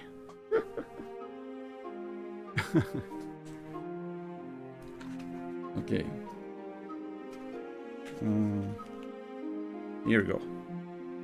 Another tool that I can have. A little toothpick, so help with these little bits. When my fingers are too big.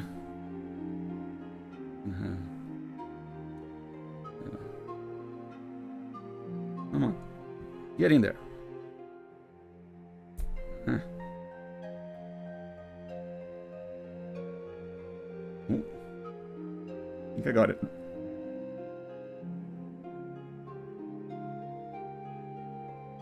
All right. It's in there. Little blue square. Now I need a little green triangle.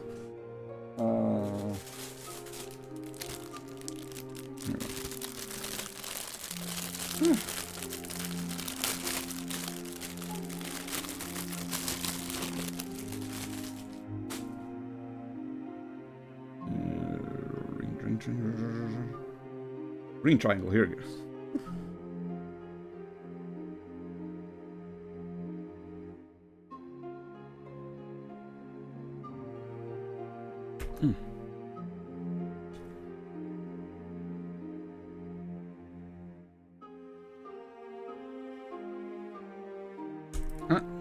Okay. Nobody panic, it's still here. Mold.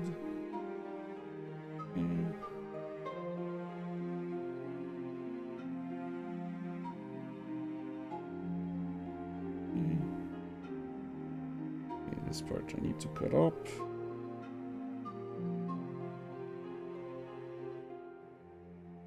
Carving away, carving away. It almost feels like I'm wood carving or something, but instead of wood, it's plastic, but has that same feel where you're slicing away a few layers at a time. Okay. Okay, now same problem of fitting together, putting a tiny piece inside another tiny piece. I mean, yeah, it helps with when you have a turtle named after you. That helps with picking a favorite. Whenever I played the video games, I always picked Leonardo to play as.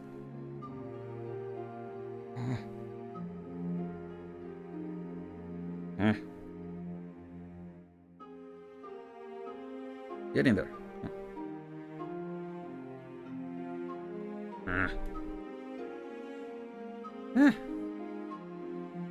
They really make these some little tight, too tight sometimes. But I guess it's better to make sure that it doesn't fall off.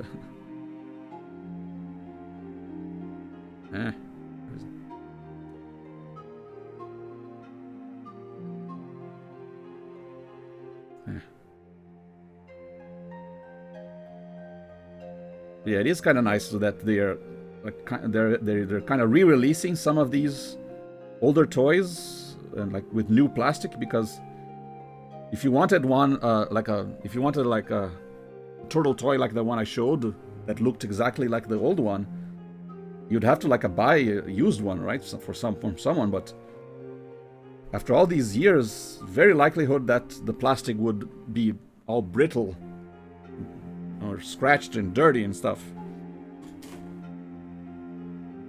So them releasing a new mold or a new version with the same mold makes it a lot better to have a new toy. That's okay. Moment of truth. Here you go. Snap. Yeah, look at that. Nice.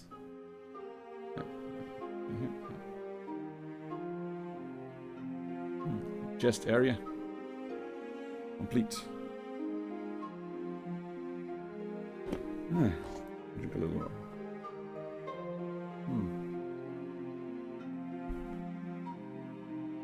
Like I've seen them doing that with like He-Man toys as well, where they re-release a He-Man toy that looks exactly like the old one, but with new plastic. My old He-Man toys, the plastic is still intact. The problem is the rubber that held their legs together. That became brittle and broke off a long time ago. Okay, where are the instructions?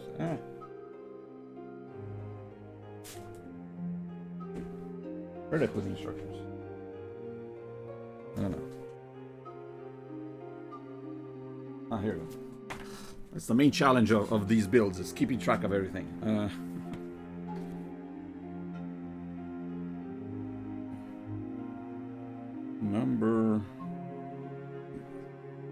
Step number 11.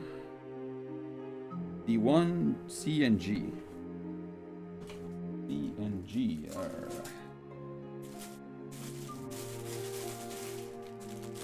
This is G. G. And A, C.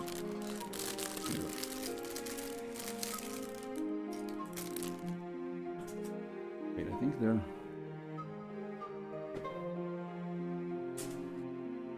are more than one.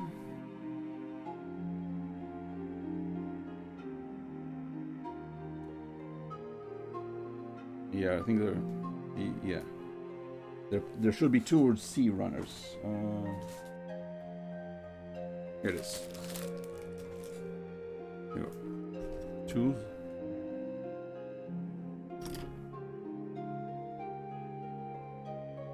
Two C runners and the G runner.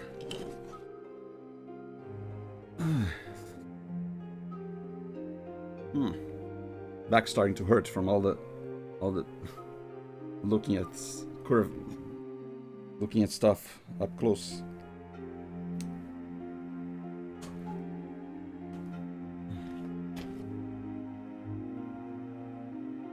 How long has it been? Yeah, it's still 2 hours. Still okay. I think if the stream gets to around 4 hours and I finish the Black Lion, I'm gonna call it.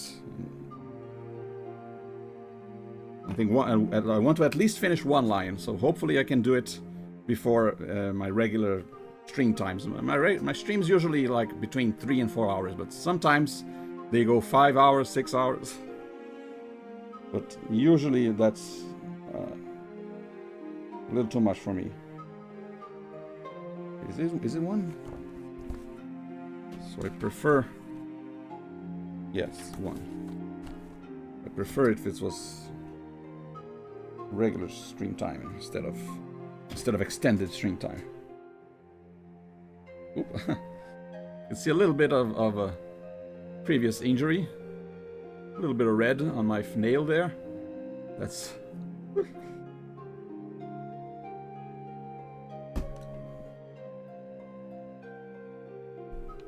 little bit of injury that's from earlier the stream. But no big deal.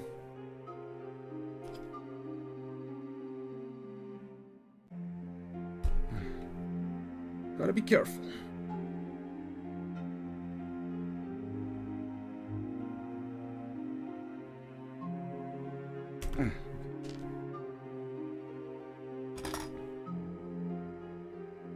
Now, speaking of turtle games, I do want to at some point stream them, but I gotta practice them first. Sometimes these old NES games, I try not to like do a blind playthrough at first because you just see me failing over and over. So what I do is I'll practice beating the game. Once I feel like I'm good enough, then I'll do it on stream. That way you only have to see me play the game once. Just do 1 playthrough from start to finish.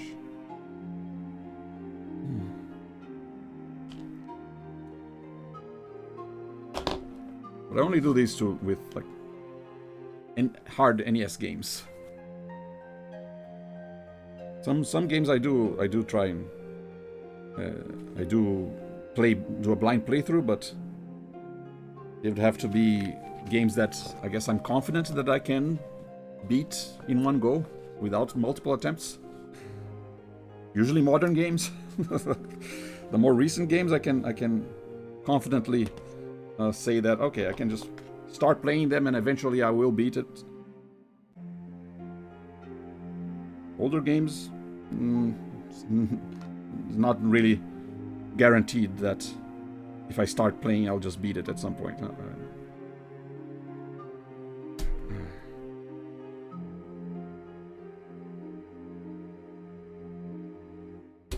Picking the wings.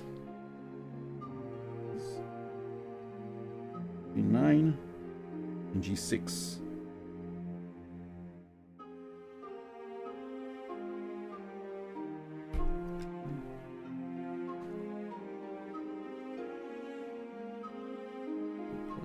Excess.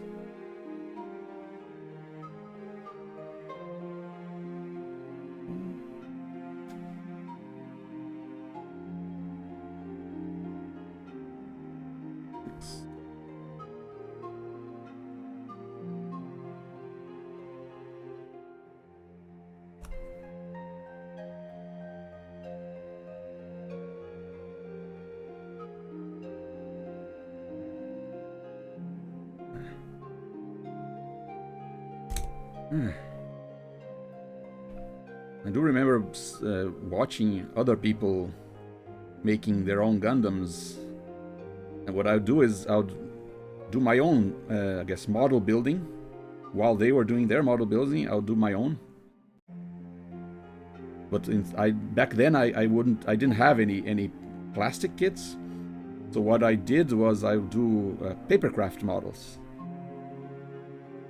In a way, it's kind of also kind of therapeutic. You're also kind of following instructions and doing a lot of cutting, fitting things together.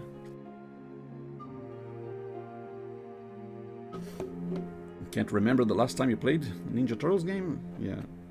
I mean, they have been releasing new ones right now. Like there's Shredder's Revenge that I hear is pretty cool, but I got the Cowabunga collection that has all the NES games and Game Boy games and Super Nintendo games. I do own the original cartridge for the 3 NES games, but it's a little harder for me to stream NES games from original hardware. So I try either getting games on the Wii Virtual Console or the Switch. I can stream using HDMI cable. All right. The wing. I didn't remember the wings being foldable, but I guess they have to be to fold around the lion.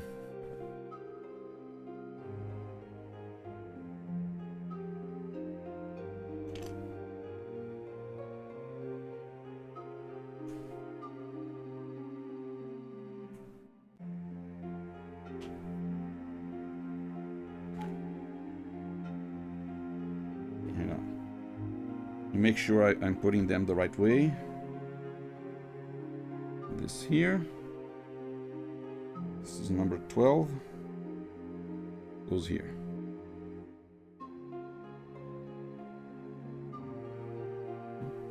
Yeah. Wait.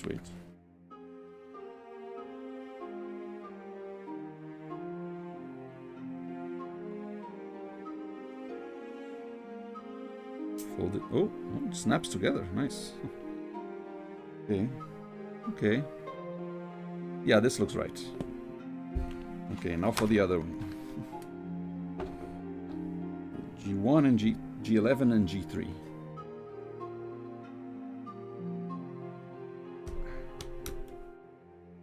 I mean, sometimes I'll even stream NES games using an emulator, but I always make sure that I show that I do have the original cartridge, so I guess technically not piracy if you own the original game. I guess technically it is because I did not dump my own ROM, but hopefully no one will try to come after me. I just do it because it's easier, more convenient to stream. I try to only stream games that I officially own.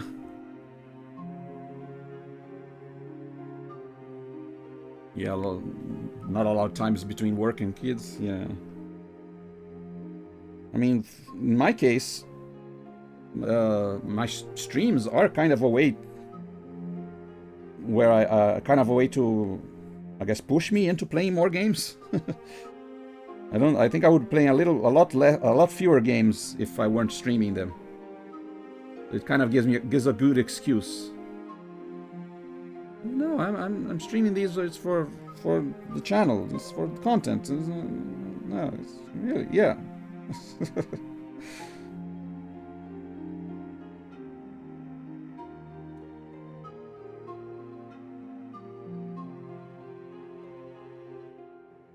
I don't have any kids myself, but unless you count my 16 cats, they're I guess my kids. But yeah, they do. It is these days it is a lot harder to find the time to game. What I end up doing is just picking one game at a time. I just focus, okay, I'm gonna finish this one game, doing a little bit every day. Eventually you get to the end. And then, okay, I got to the end. Now I pick a different game. Wait, where's the red? Oh, there you go. A lot of times, what really gets in the way of gaming is not really lack of time, is more choice paralysis. When you have too many games in your backlog and you don't know what to do, you spend more time in browsing through and trying to decide what to play than you do actually playing.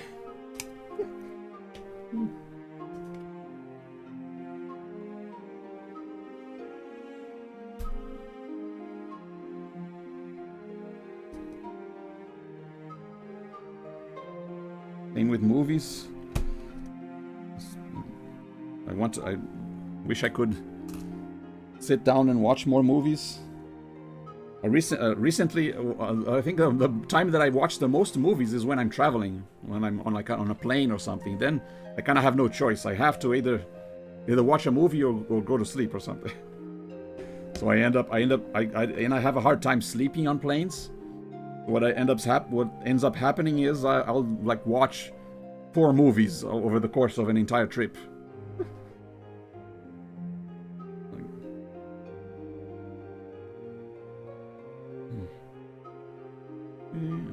Boop, and then where am I?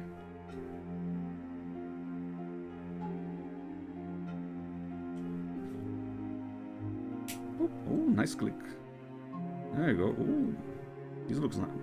These look nice when they're together like that. Yeah. I guess, yeah. The wings go like this when they're not folded, and then you open them, and then yes, you can. Yeah.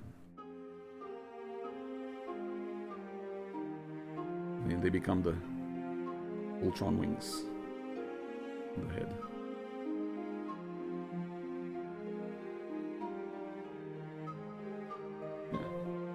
Looking good already.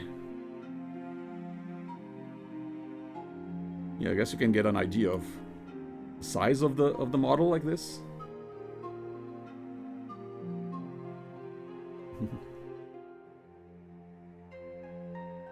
Rambo movies. Yeah, I mean, I because of you know the pandemic, I kind of stopped going to the theaters. But even at home, it's been a while since I just stopped to watch Netflix or something, which is kind of weird because sometimes I'll end up watching like YouTube the same amount of time that I would have watched the movie. Like I would watch. It's almost like it's easier to watch 4 half-hour YouTube videos than it is to watch 1 2-hour movie. What? What's that about?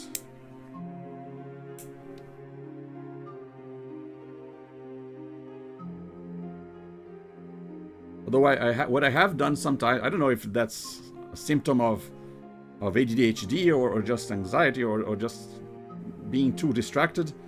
I'll sometimes start watching a movie, and then if I feel like, okay, I'm bored, I want to do something else, I'll just stop and go and do something else, and then some other day I'll turn it up, turn on the movie and pick up where I stopped. You know, there's nothing wrong with watching a movie in chunks, I guess. If that's the only way you can, that is an option. If you don't have a lot of time.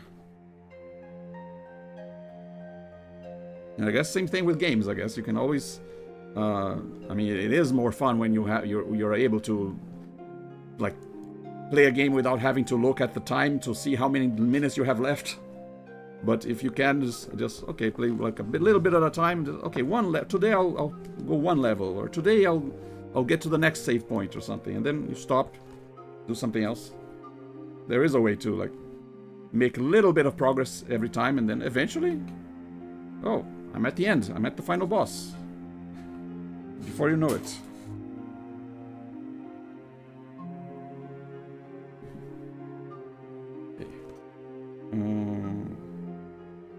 3d4.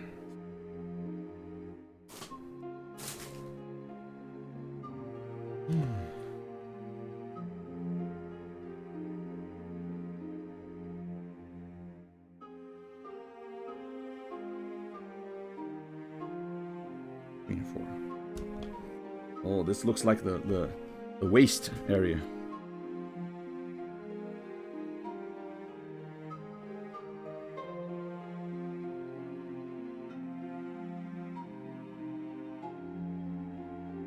These are always a little thicker. Okay.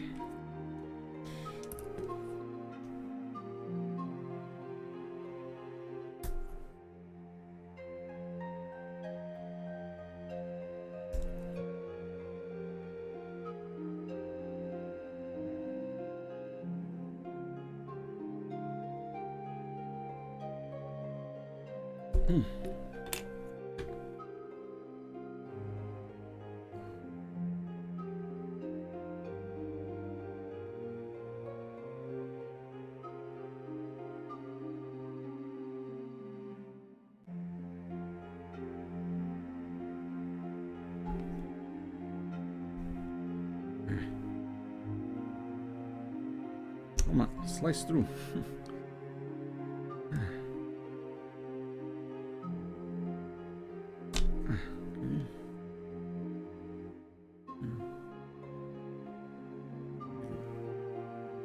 Put these away. Put it against the cutting board. I mean, that's what the cutting board is for, is to cut against it.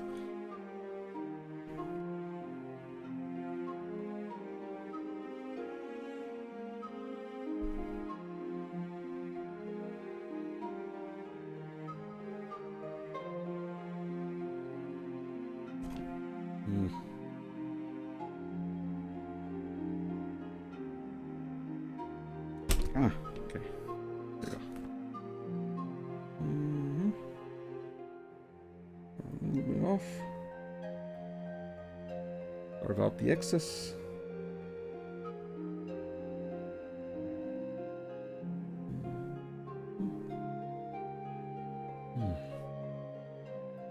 Yeah, streaming is also a way to, I guess, focus on one activity at a time, because you know that people are watching you, so you kind of, you're forced to not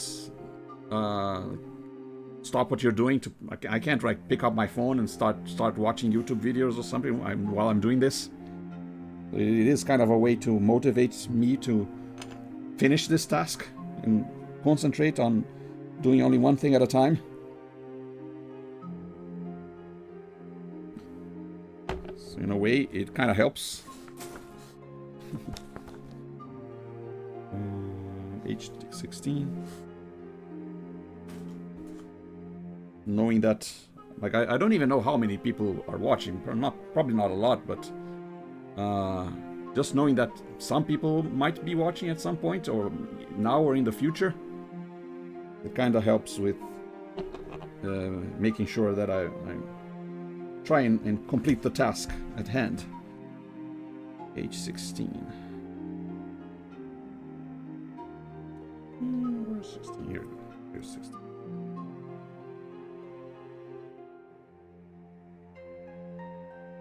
Okay.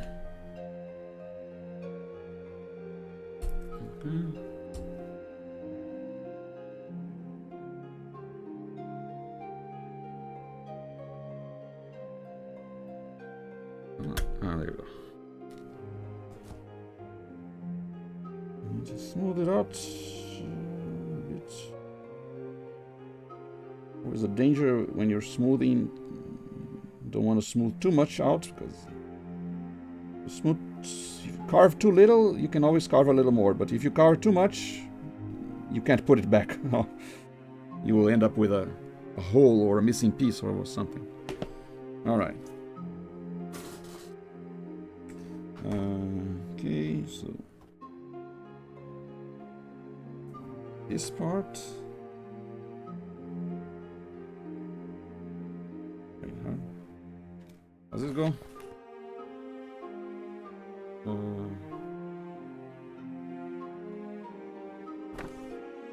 Whoop.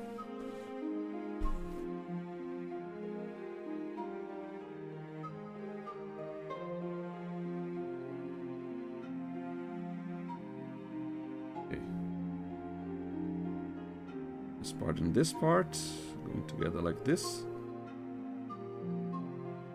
And then this part goes over here.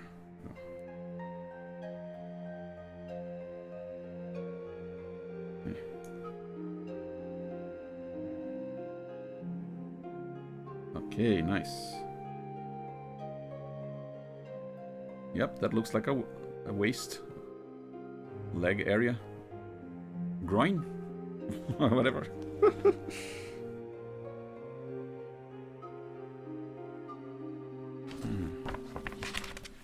There we go.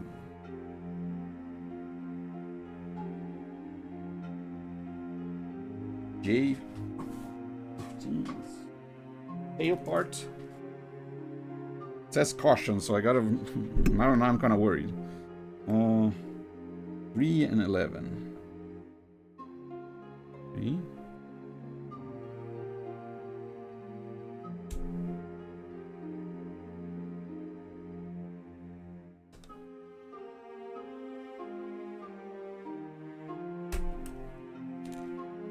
And 11.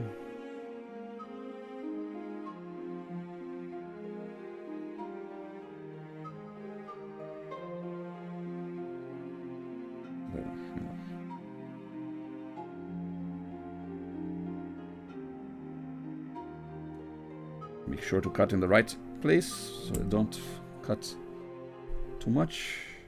Cut something I'm not supposed to cut. Already bent the tip of this X-Acto knife. I knew it's brand new blade. It's already damaged. Must have hit it against something. That's why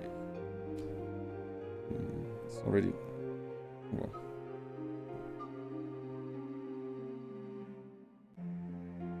We can unbend it. Yeah, good enough.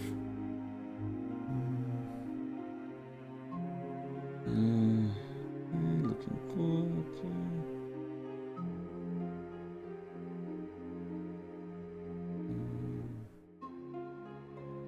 Yep, looking good. Case, okay. I got the pieces. Now, what do I gotta caution with?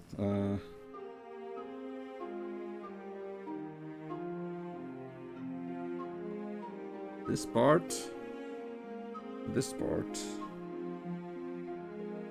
goes here.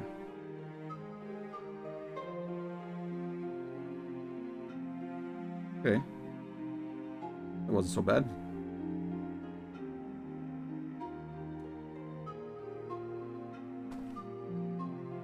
I think that's a tail. E4, E7. This E. Okay.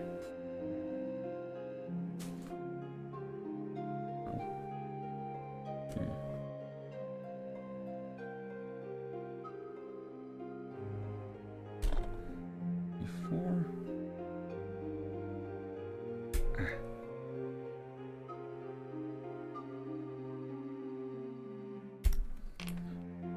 And E7.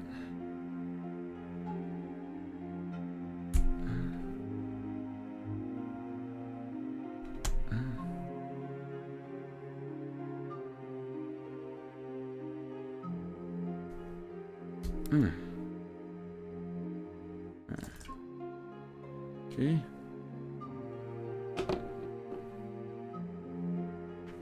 Okay, let me check. The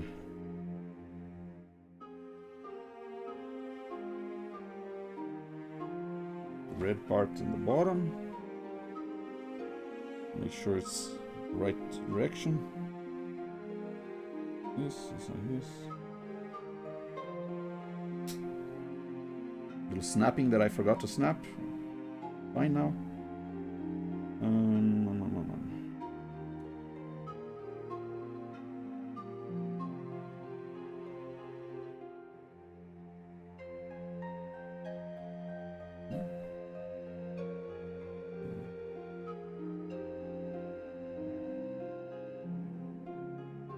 And this is like this.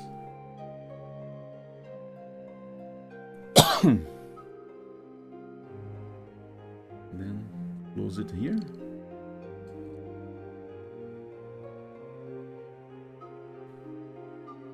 No, close it like this.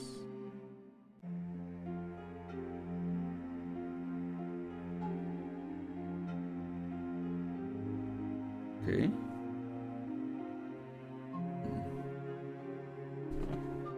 Like this could be a little smoother. Carving out. There we go.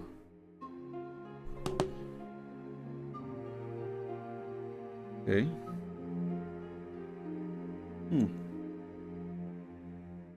Oh, this joins with this. Okay.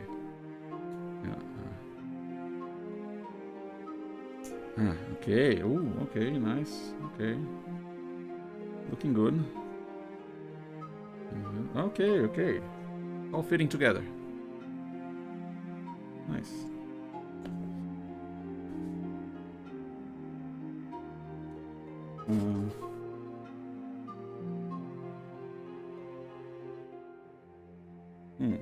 A12, E9. Well, I got E here. E9 is this one. Yeah, sometimes I don't know exactly what the piece I'm putting together is going to be, until it actually gets put into place. Then I kind of see, oh, okay, now I see what it is.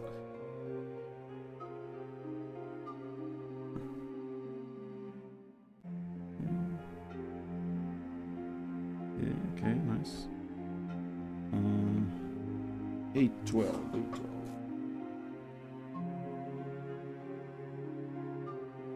Well, the big white piece. Ow. Okay.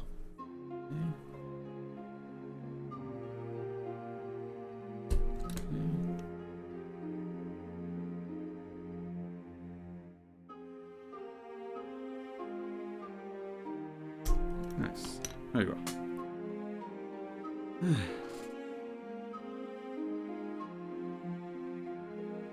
Okay, great. And E1. Well, gotta be careful. There's some extra instructions here. E1.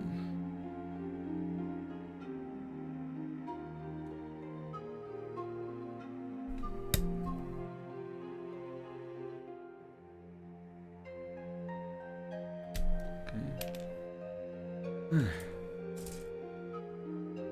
Yeah, like I've been saying, this method, sometimes it helps with not having little bits, but it's also very dangerous. So I would not recommend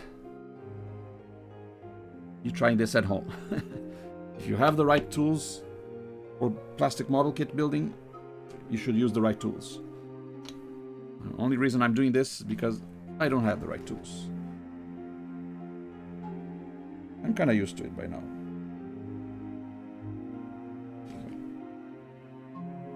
Take note of the direction. Oh dear, okay.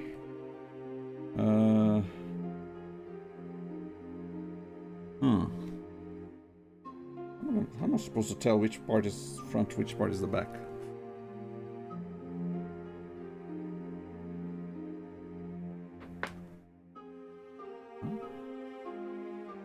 Side view.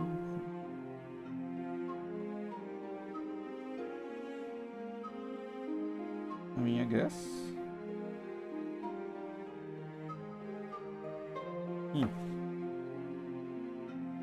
I guess it's this way.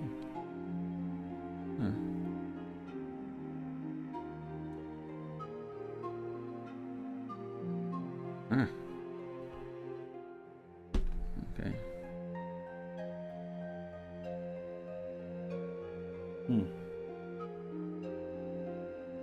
Okay. And then this goes through here, like so. Okay, okay.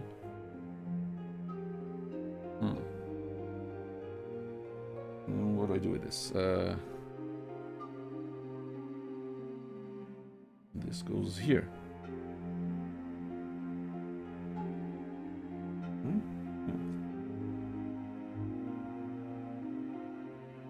All right.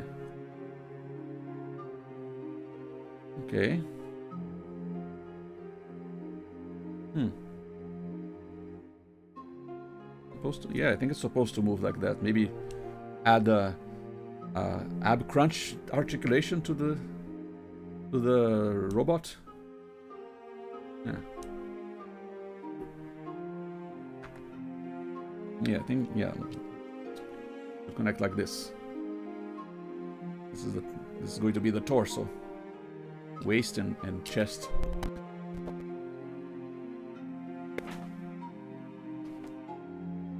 All right. A11.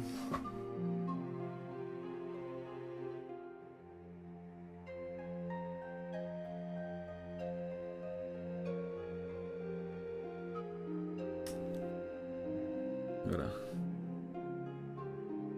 belt piece. Put on the waist.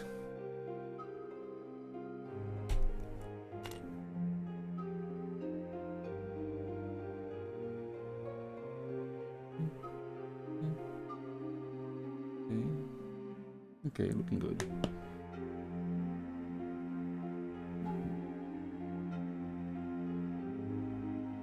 Seems like it should be like this.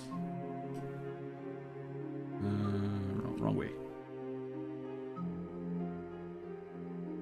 Yeah. Yeah, this looks right. Nice.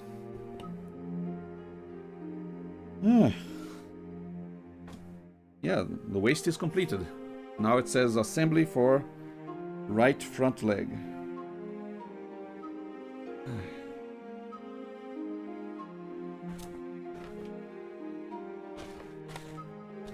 Put these away. This little sweep, a little bit of sweeping here to clean up all the plastic dust on the cutting board.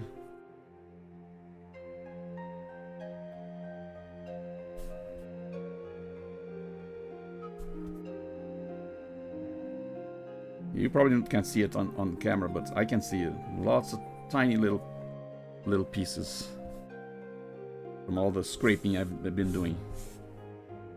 I want to try and put them in one corner. They don't. There you go.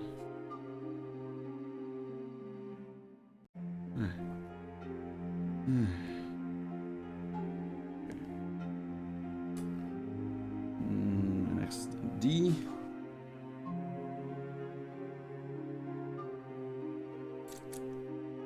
Okay, I don't need any of these anymore.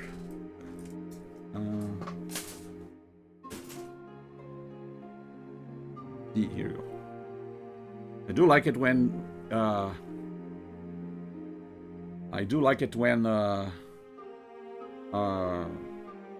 one of the runners is when you finish cutting the last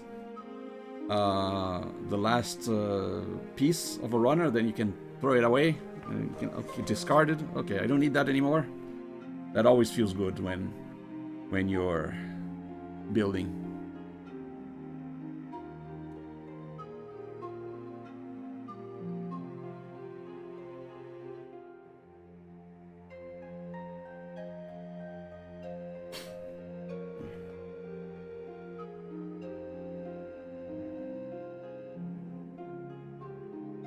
Eight. Here.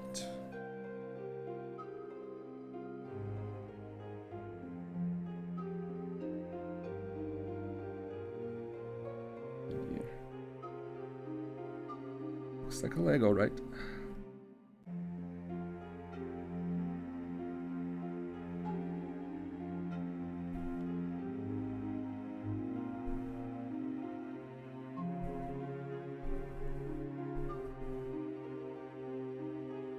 Kind of worried. Okay.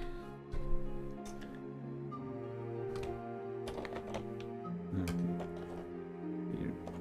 Pieces are kind of in the way. There you go.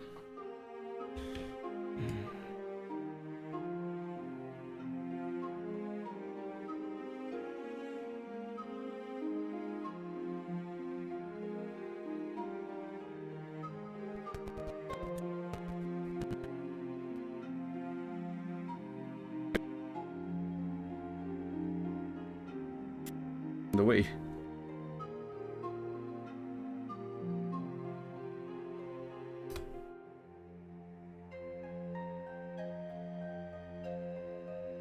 I mean, I could always use less force and just saw it a little more, like a little bit at a time.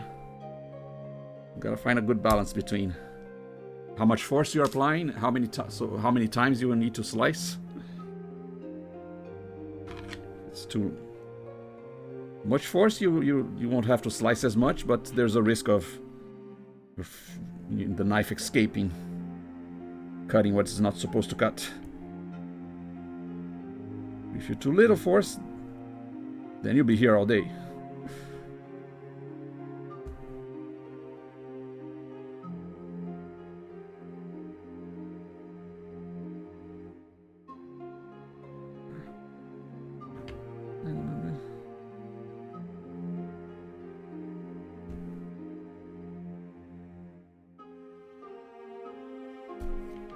Whew.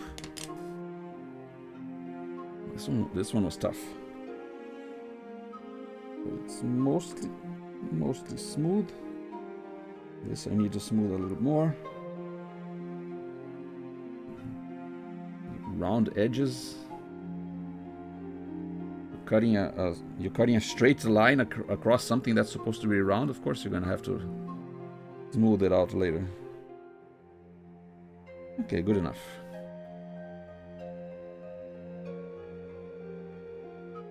That's kind of a thing you have to apply with a lot of these. Doesn't have to be perfect, just have to be good enough.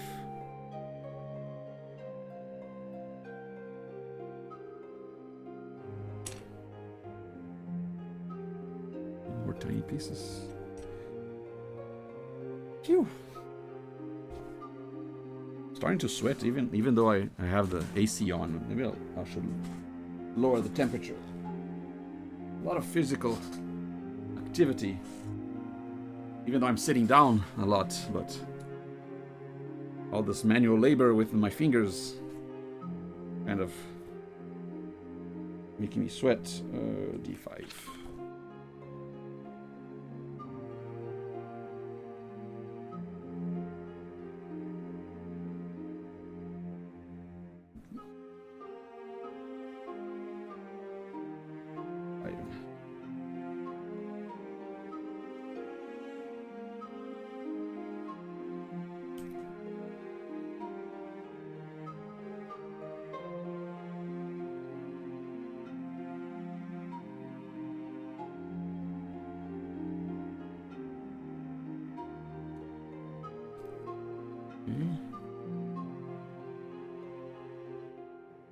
More.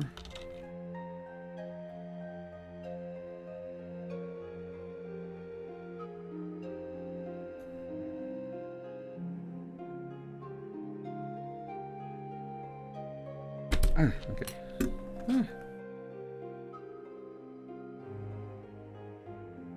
Yeah, I feel like these round parts I really should smooth out because they might be going on a joint that's going to have to move or grind against another part, so gotta make sure it's smooth so it doesn't get caught on anything.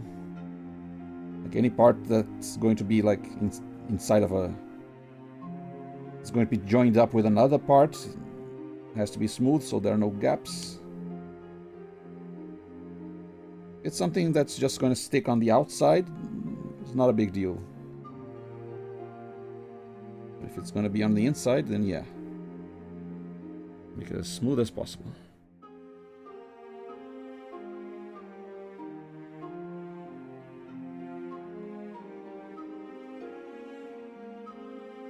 Okay, good enough.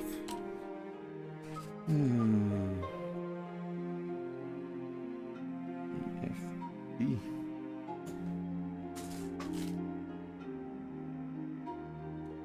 J, F, G, and G, 5.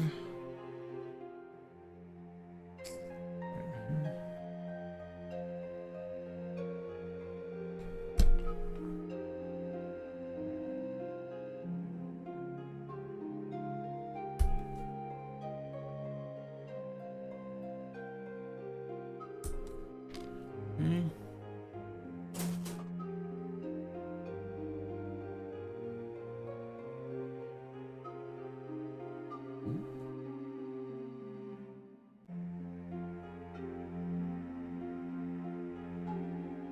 Go a little smoother.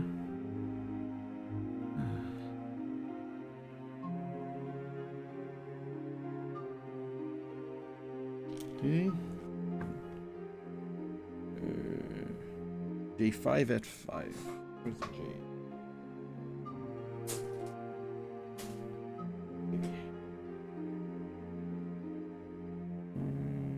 Five. And all this trouble, you know, you're just gonna have to repeat for the other leg. It's kind of a bummer when you know you're doing something for like an arm or a leg, whatever you're doing that's gonna be mirrored on the other side. Like, oh yeah, all this trouble, you're gonna have to do it again.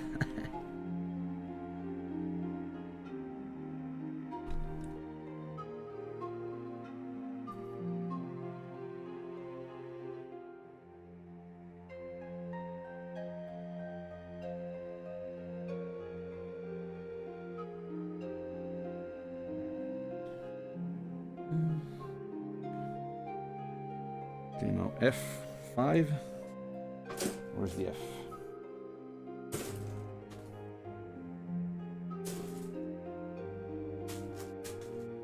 The F? Yeah, F was one of the F was one of those that had two pieces.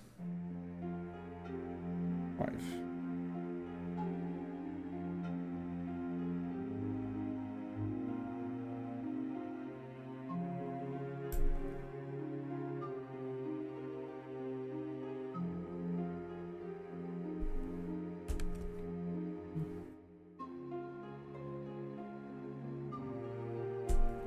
Alright. Make sure it's smooth.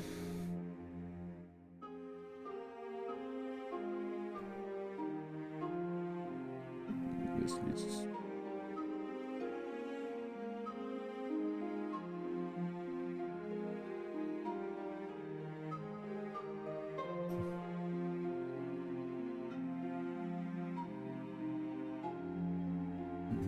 Kind of reminds me of back when I was a kid. I never done actually wood carving, but back in my high school days, I've actually done carving with my.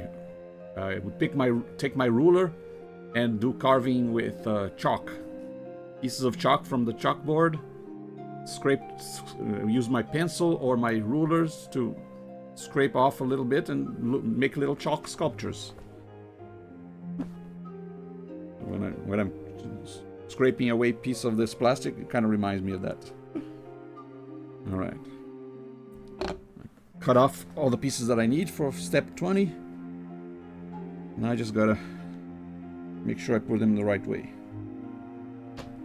All the instructions.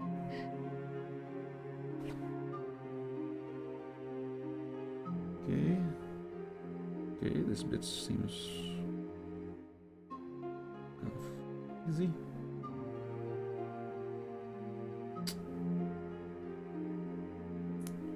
Okay. Nice click.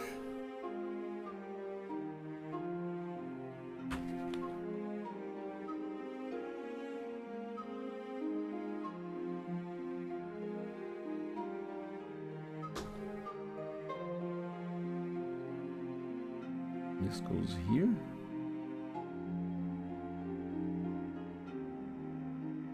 Okay.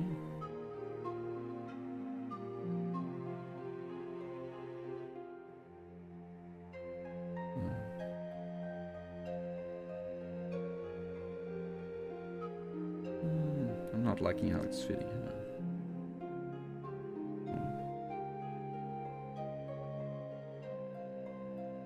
Yeah. Yeah, it's correct.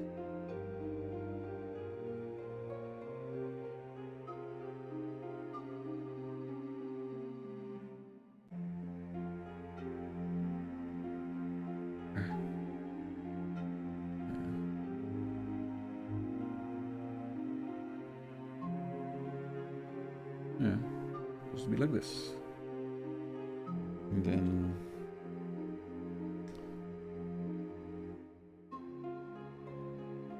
this goes here.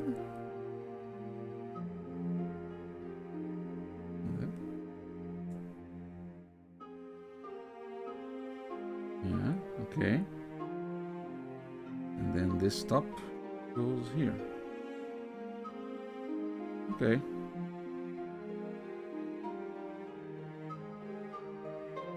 One part of the leg completed.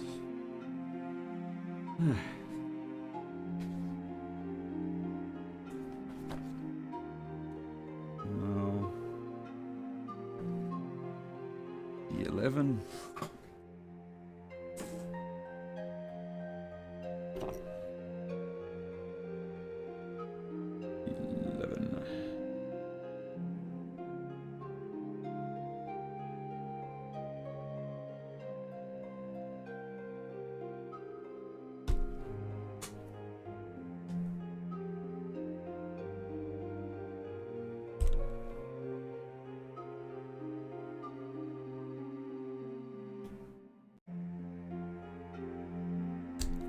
Okay.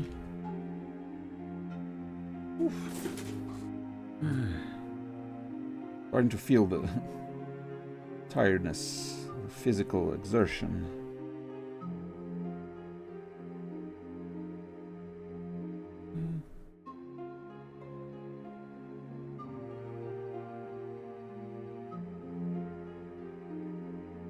I mean, I guess I don't have to finish the line today, but I kind of want to try at least. 07 P8. We got, yeah, we didn't get any P pieces yet. Okay.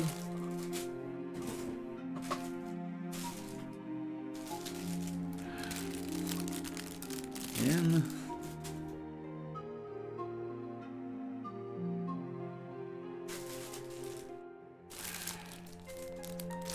Oh, here we go. New plastic opening.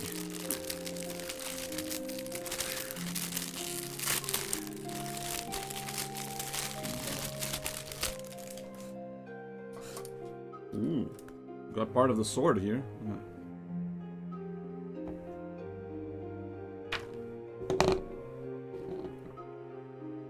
Some other weapons.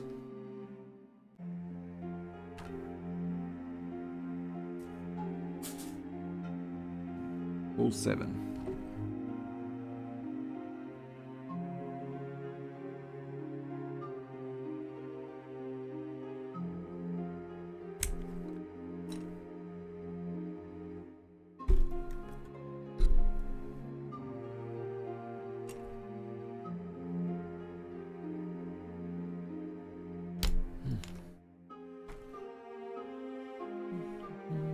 Make sure it's smooth.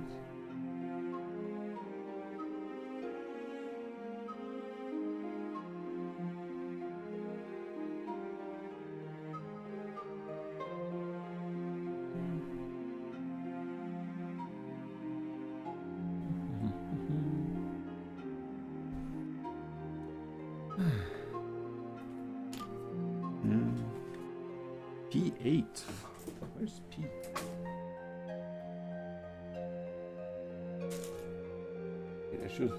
I should keep track which pieces I use for the leg because I'm gonna use them for the other leg.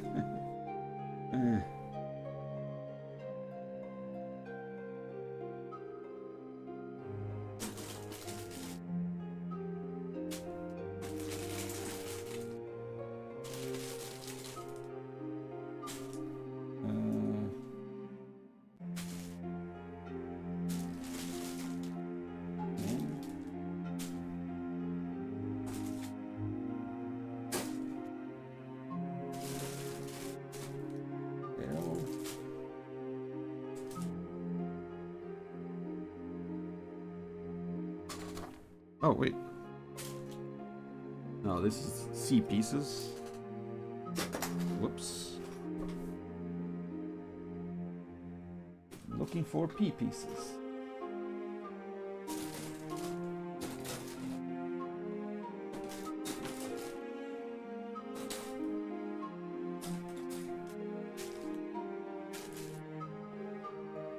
I mean, the instructions, they should be kind of whitish. White areas is A, B, C. A, B, C are all white, but no, wait, they should be gray. Because this leg is gray.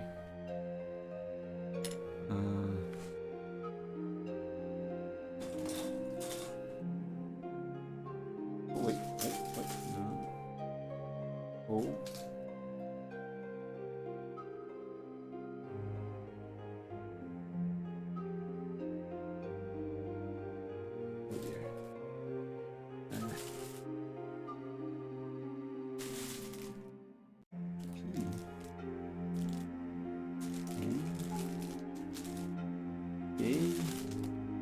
Oh dear. I'm gonna have to go through the entire alphabet looking for the P pieces.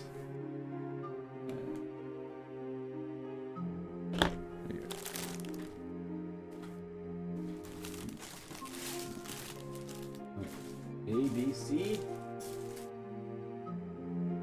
F, D.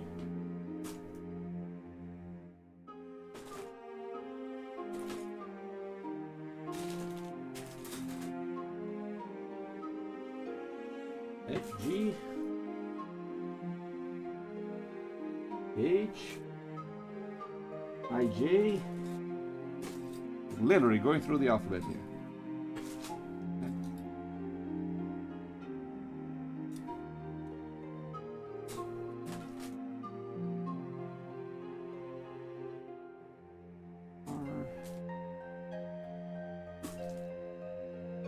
O,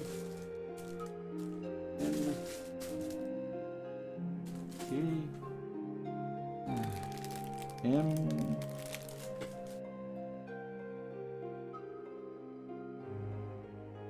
E. Fine. Found it. Oh, here we go. It's all the paws of the lions. Which one was again?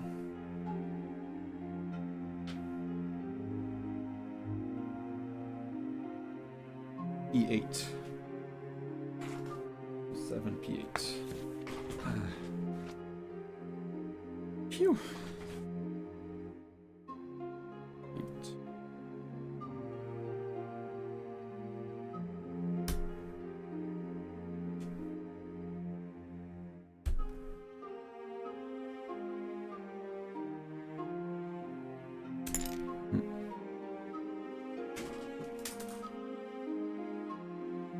Oh, remember when I said I was going to...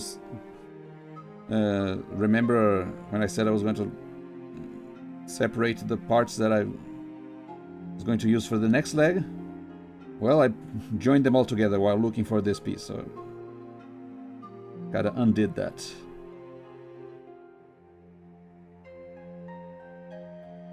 Okay. Alright.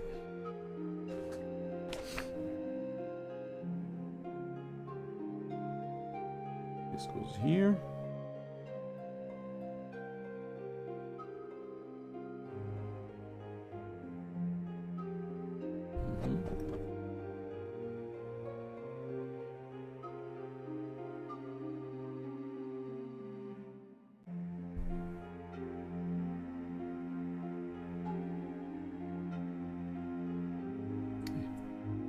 Good enough.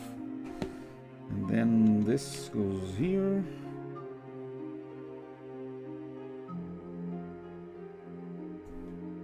And then this goes here. Close up. We'll close up the leg.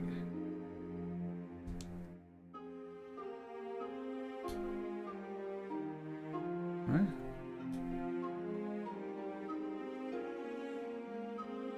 Make sure everything fits together.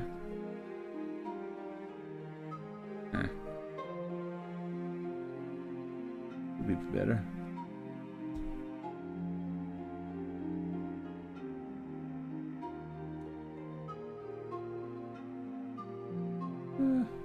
Yeah, I think it's good enough. But one leg.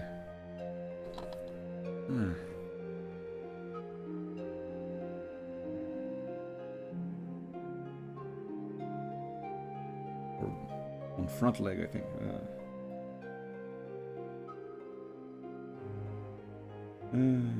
Right. Yeah. This is the right leg. Now the left leg. And again, same thing.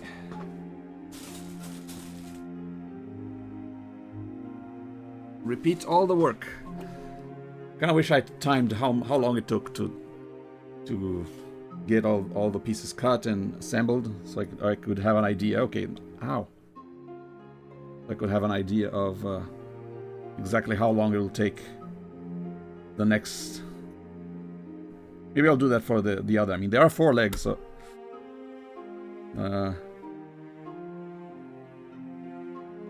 once I do the next one after this, I'll set up a timer. Then I'll know, okay, this is how long until the next one is done. And then I should have an idea of how long until the line itself is done, because I believe once I finish all 4 legs, that should be it for the lion. Right? The black lion, at least. And yeah, I'm hoping that this might be the most complex of the lions.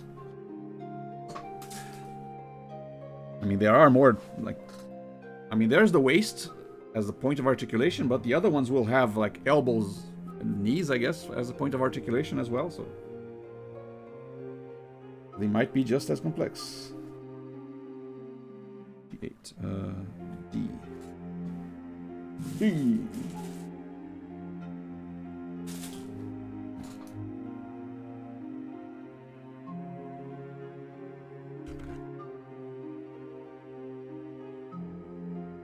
D9, D12.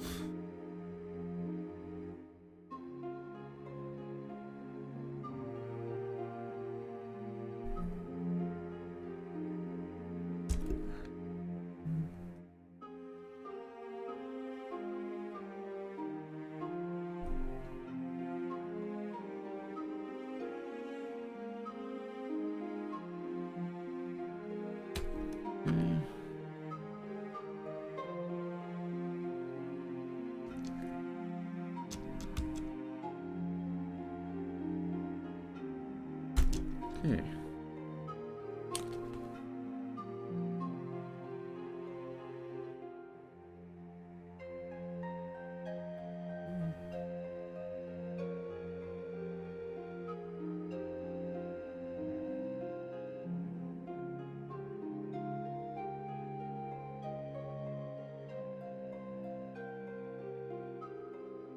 I feel like I stabbed my thumb with the tip of the X-Acto knife, but seems like it's just tiny enough that it's not bleeding.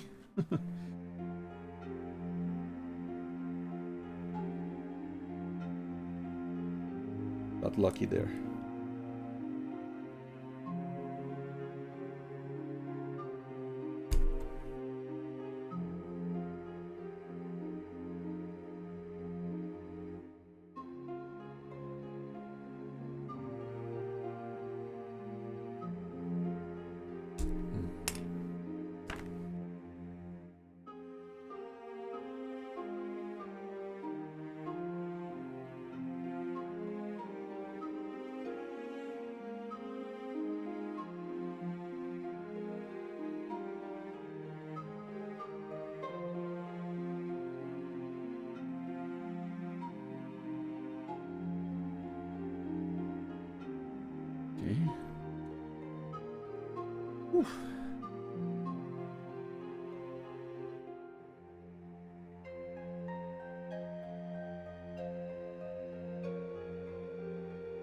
Okay.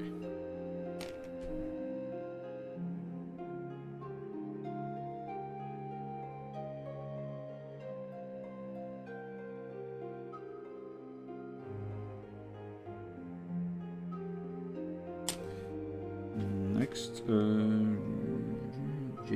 F5, J6. J6.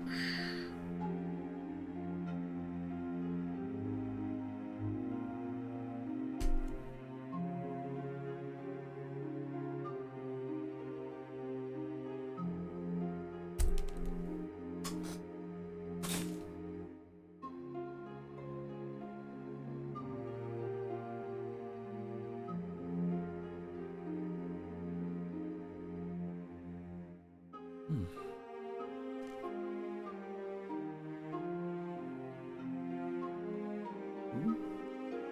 almost done with the deer runner. Remember when I said that it feels good to be done with one of the letters? After I cut this one out, I think it's done. It's done.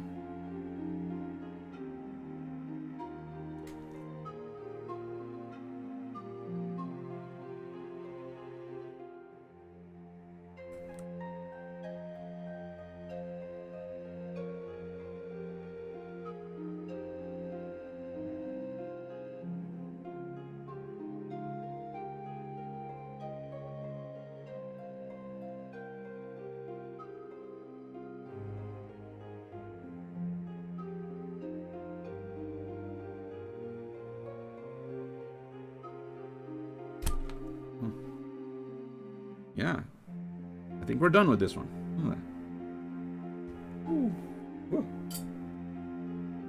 Toss it to the side. I'm gonna have to pick it up later, but symbolically toss it aside. Kind of cathartic to do that.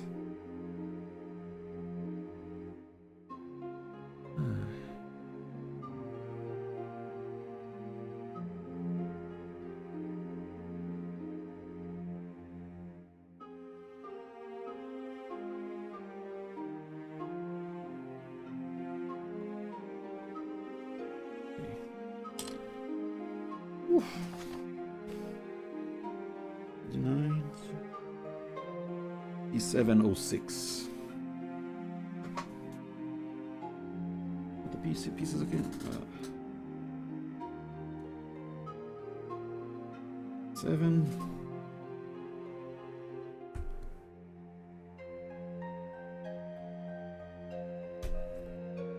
Ow. Sharp. But I just had to worry about the sharpness of the X-Acto knife, but sharpness of the plastic here is also something to worry about.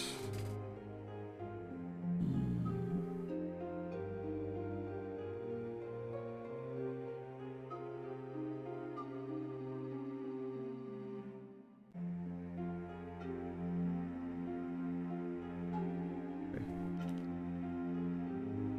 Where are the old? This is. The old piece was the one with the sword, right? Yeah. There you go. 08.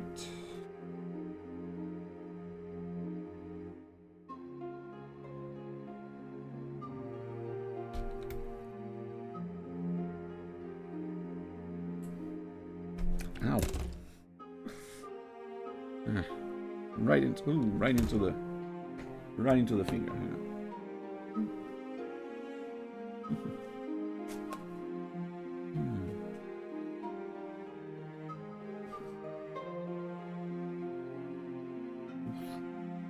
Ouch.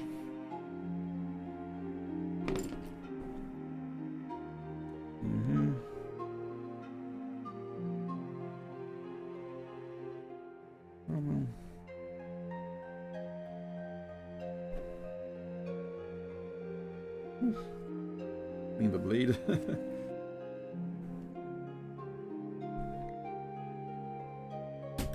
Okay.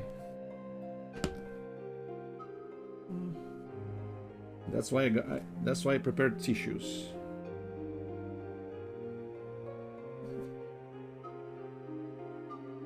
Just for this eventuality.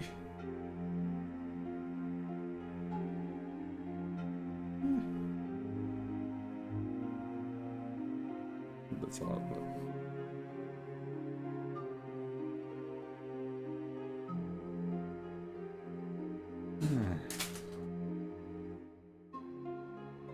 Oh dear.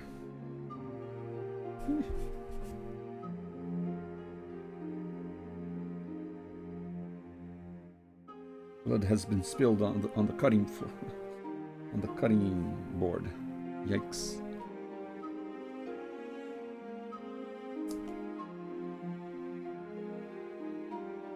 Yeah, I might have to end it after this leg. It's not stopping. Well.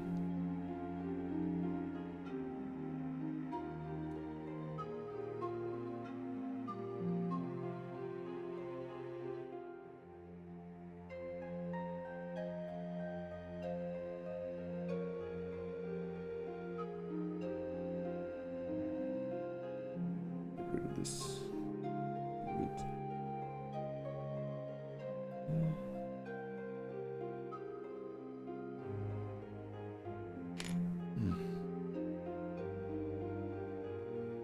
Okay.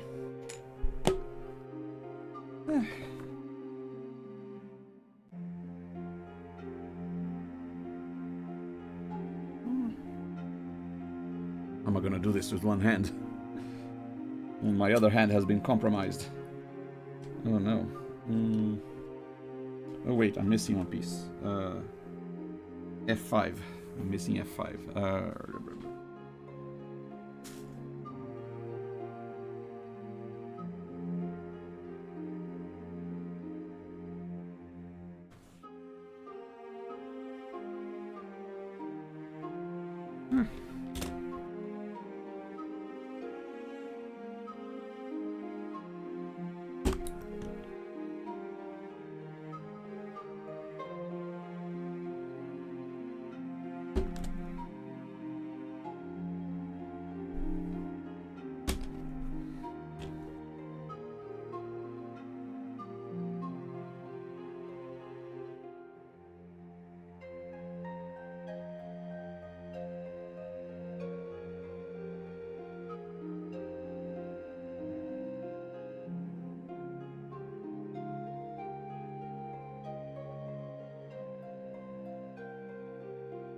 Okay.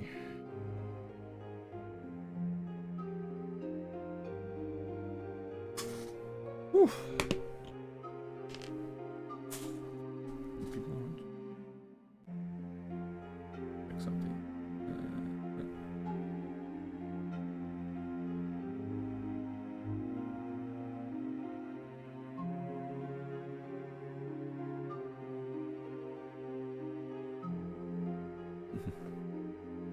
All right.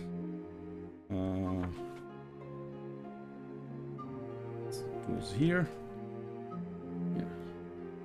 One of my fingers has been compromised, so it's kind of hard now to assemble things. So I might have to end it before finishing the hind legs of the lion. But I guess I can assemble what I have done so far.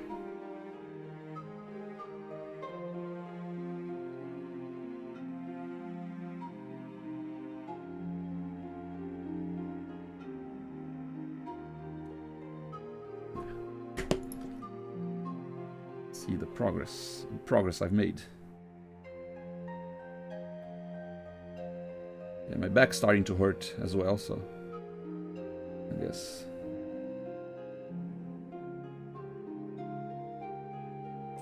All right. Okay.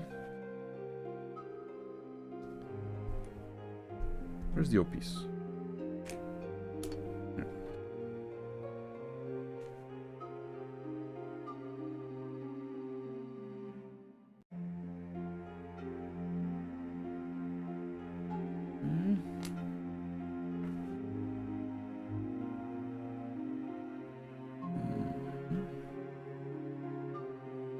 Like this.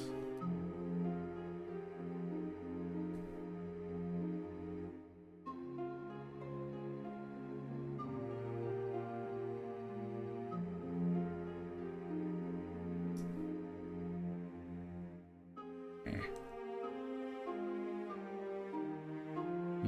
had the same issue with the first one.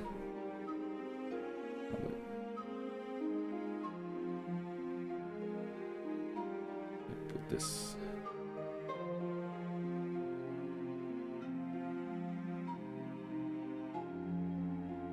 Oh, there you go.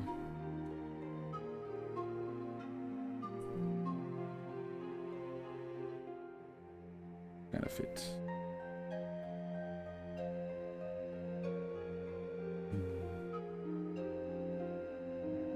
Then this goes here.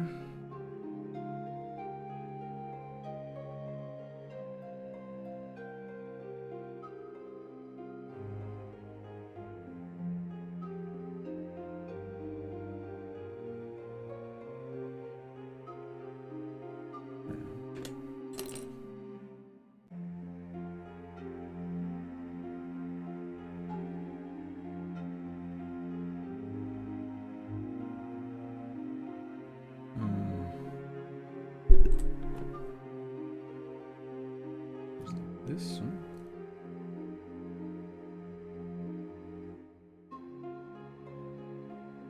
Okay.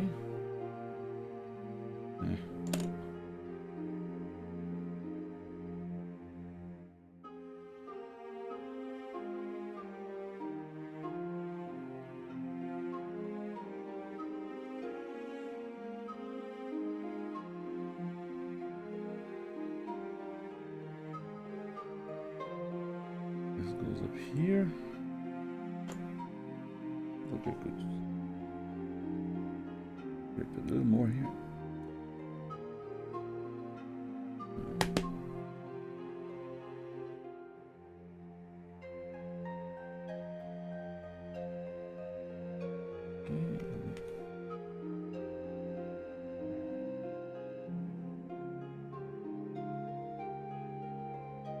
This goes here. And this closes up.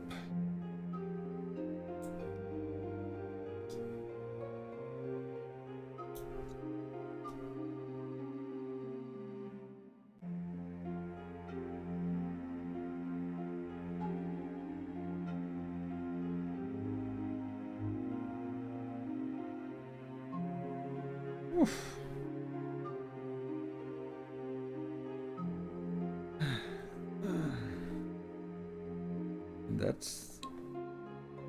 That's the other front leg.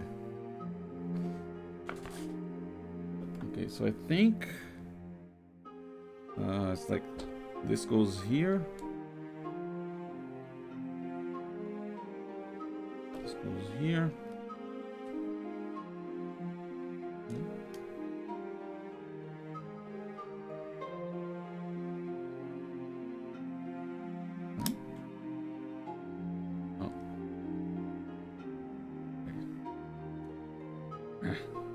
Okay. Goes here.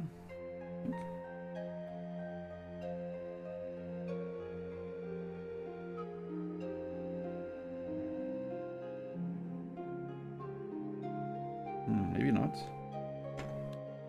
But I think the waist goes here.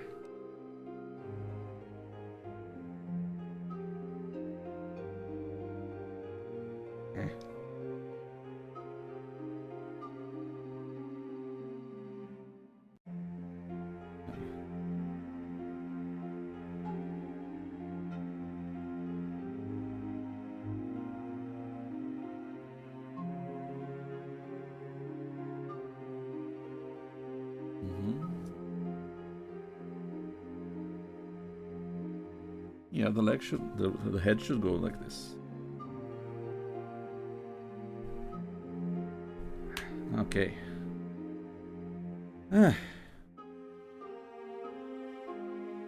Got part of a lion done. This hind legs are missing, but it's got a tail. It's got this.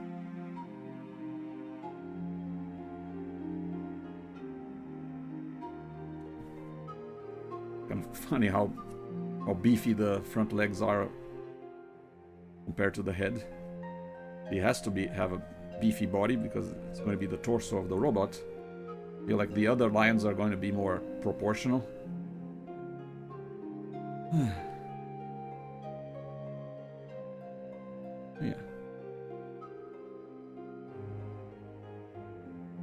Yeah, I think I made good progress for 3-hour stream.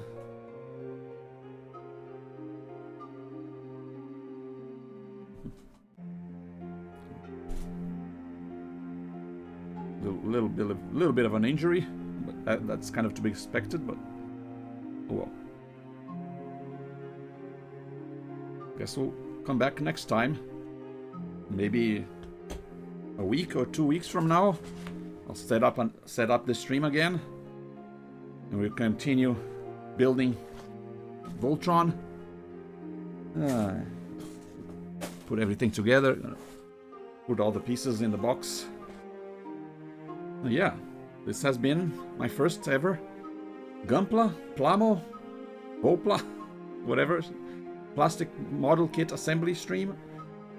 We'll see if I do more of these, but next stream is definitely going to be a continue retro gaming stream. I think I'm going to be playing the Game Boy version of Bionic Commando, which is actually pretty well done. A very good adaptation. I wouldn't call it a port because it's not exactly the same, even though there are some areas that are very similar in terms of level design, but it has its own feel to it. It has its own charm, so I feel like it is worth examining it as its own game, and it is like very well done. I mean, it is I think same team that made the Mega Man games from Capcom, so yeah, they did a good job. So I'm looking forward to playing it on stream. Fortunately, it was made available on the Nintendo Switch Online, so I can stream it. I did already own it on my 3DS Virtual Console, so I had already played it before, but yeah, now I got to play it again I'll get to play it again on stream. So yeah. And yeah, if you like these kind of, well, I guess, old school games and plastic model kits of old school properties like Voltron, make sure to follow the channel. I do a lot of retro stuff here, even though it's usually not model kit building, but I am trying to get into more model kit building. So I guess if you leave a comment and a like saying that you enjoyed the stream, and maybe I'll do more these streams more often. So yeah.